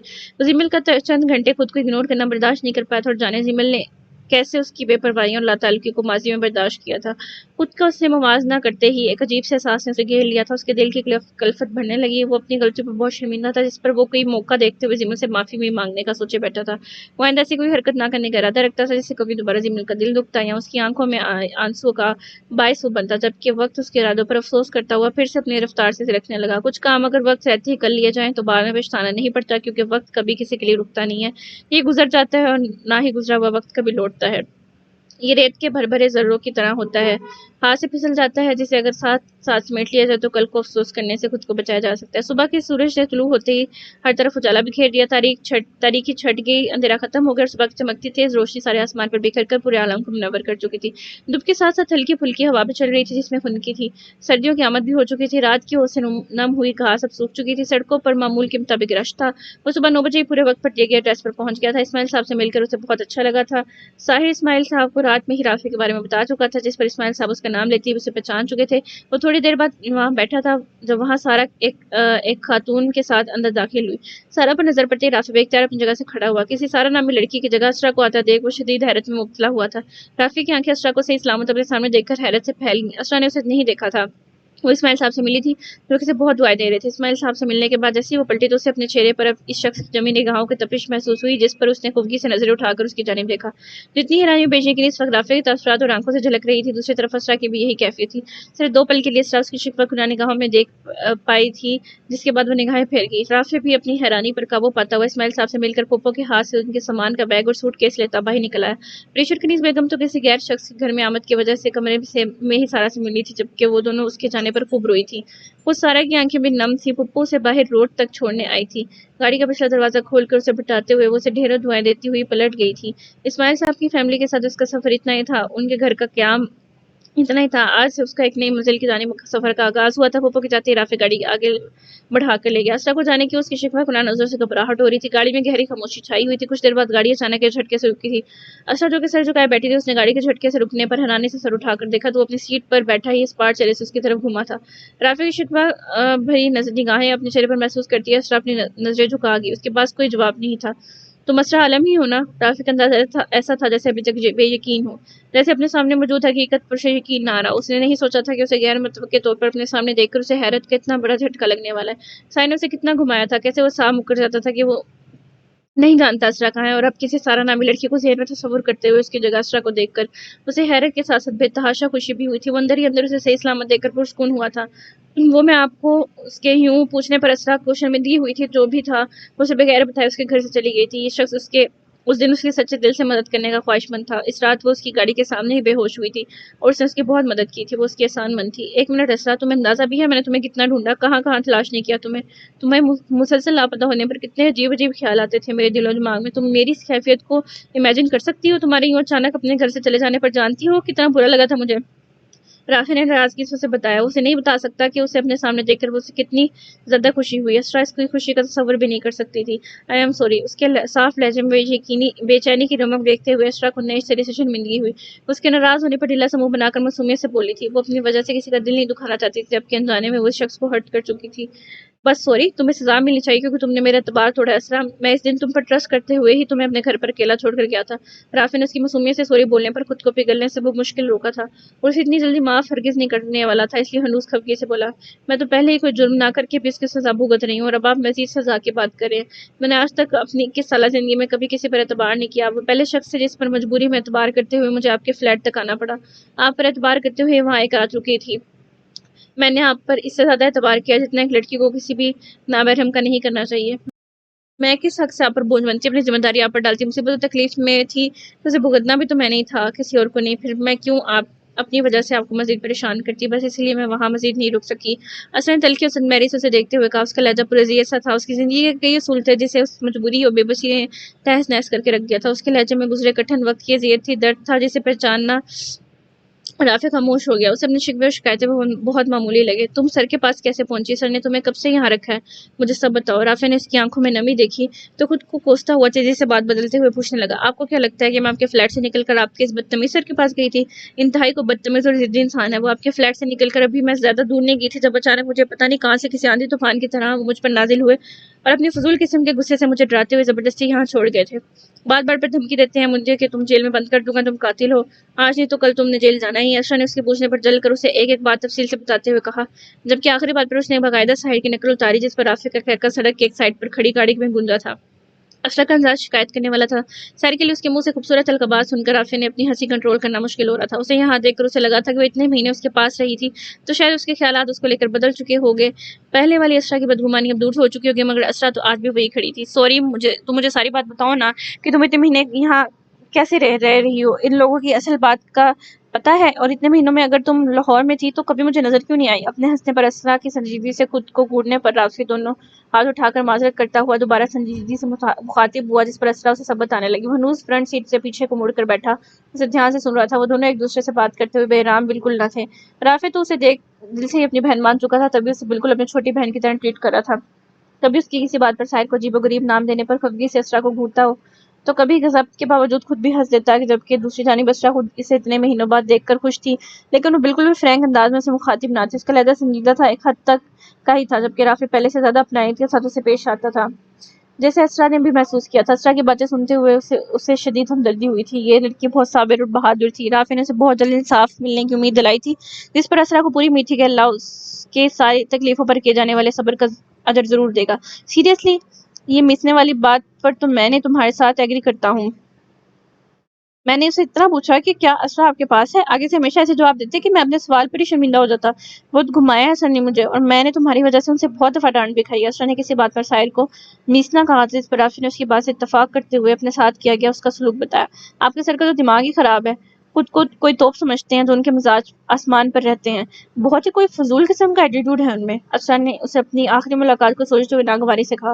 رافع اس کی بات پر بے ساختہ ہنسا تھا۔ توپ چیز تو وہ ہے، اور تم نے غور نہیں کیا ہوگا ان کا ایٹیٹیوڈ ہرگز فضول نہیں بلکہ سوٹ کرتا ہے ان پر. رافع کا انداز محسوس کن تھا. اشرف کی بات پر سر جھٹک کر رہ گئی. اب آپ مجھے کہاں لے کر جائیں گے؟ اشرف نے سنجیدگی سے پوچھا. تب کے لہجے میں بے بسی خود بخود شامل ہو گئی.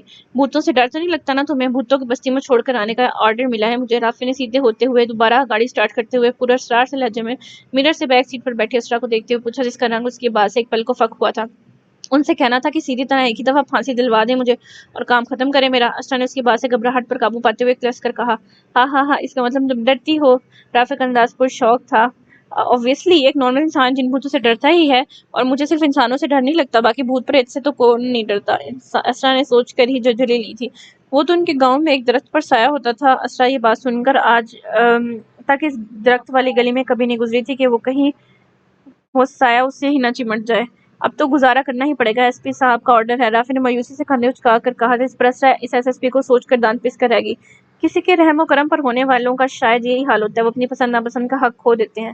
شدت سے بے بسی کم آئے گی اور آہنت محسوس کرتی وہ خاموش ہوگی اور تیزی سے باہر گزرتے مناظر کو دیکھنے لگی. وہ آج کافی مہینوں بعد باہر نکلی تھی.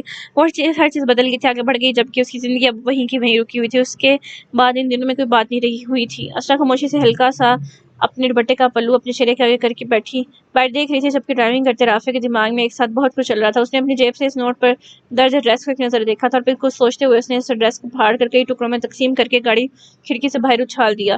ایم سوری سر مگر میں آپ کی بات نہیں مان سکتا. اسرا کو میں نے صرف اپنی بہن کا ہی نہیں مگر دل سے مانتا ہوں اور میں اس کے لیے وہی پسند کروں گا جو اپنی سگی بہن کے لیے پسند کرتا. اپنے ذہن میں اس مخاطب ہوتا وہ گاڑی مخالف سے موڑ چکا تھا. اسے نہیں پتا تھا اس کے اس فیصلے پر سائر کا کیا رد عمل ہوگا. اس نے صرف اسرا کے بارے میں سوچا تھا جبکہ وہ نہیں جانتا تھا کہ اسرا کے بارے میں سوچتے ہوئے سائر کے ساتھ زیادتی کر گیا تھا جس کا خمیازہ اس کے لیے ادا کرنا ہرگز آسان نہ تھا. اب کی گاڑی ایک نئی منزل کی جانب روان ہوا تھی اور پیچھے خاموش بیٹھی اسرا آنے والے امتحان سے ہرگز لا علم تھی. تو یہاں کی آج کی ایپیسوڈ یہیں پر ختم ہوتی ہے. نیکسٹ ایپیسوڈ انشاءاللہ کل اپلوڈ ہوگی. تب تک کے لیے چینل کو سبسکرائب کریں, لائک کریں, بیل آئیکن دبا لیں تاکہ جب بھی نیکسٹ ویڈیو آپ کو پتہ چل جائے. تب تک کے لیے خیال رکھیے گا. اللہ حافظ.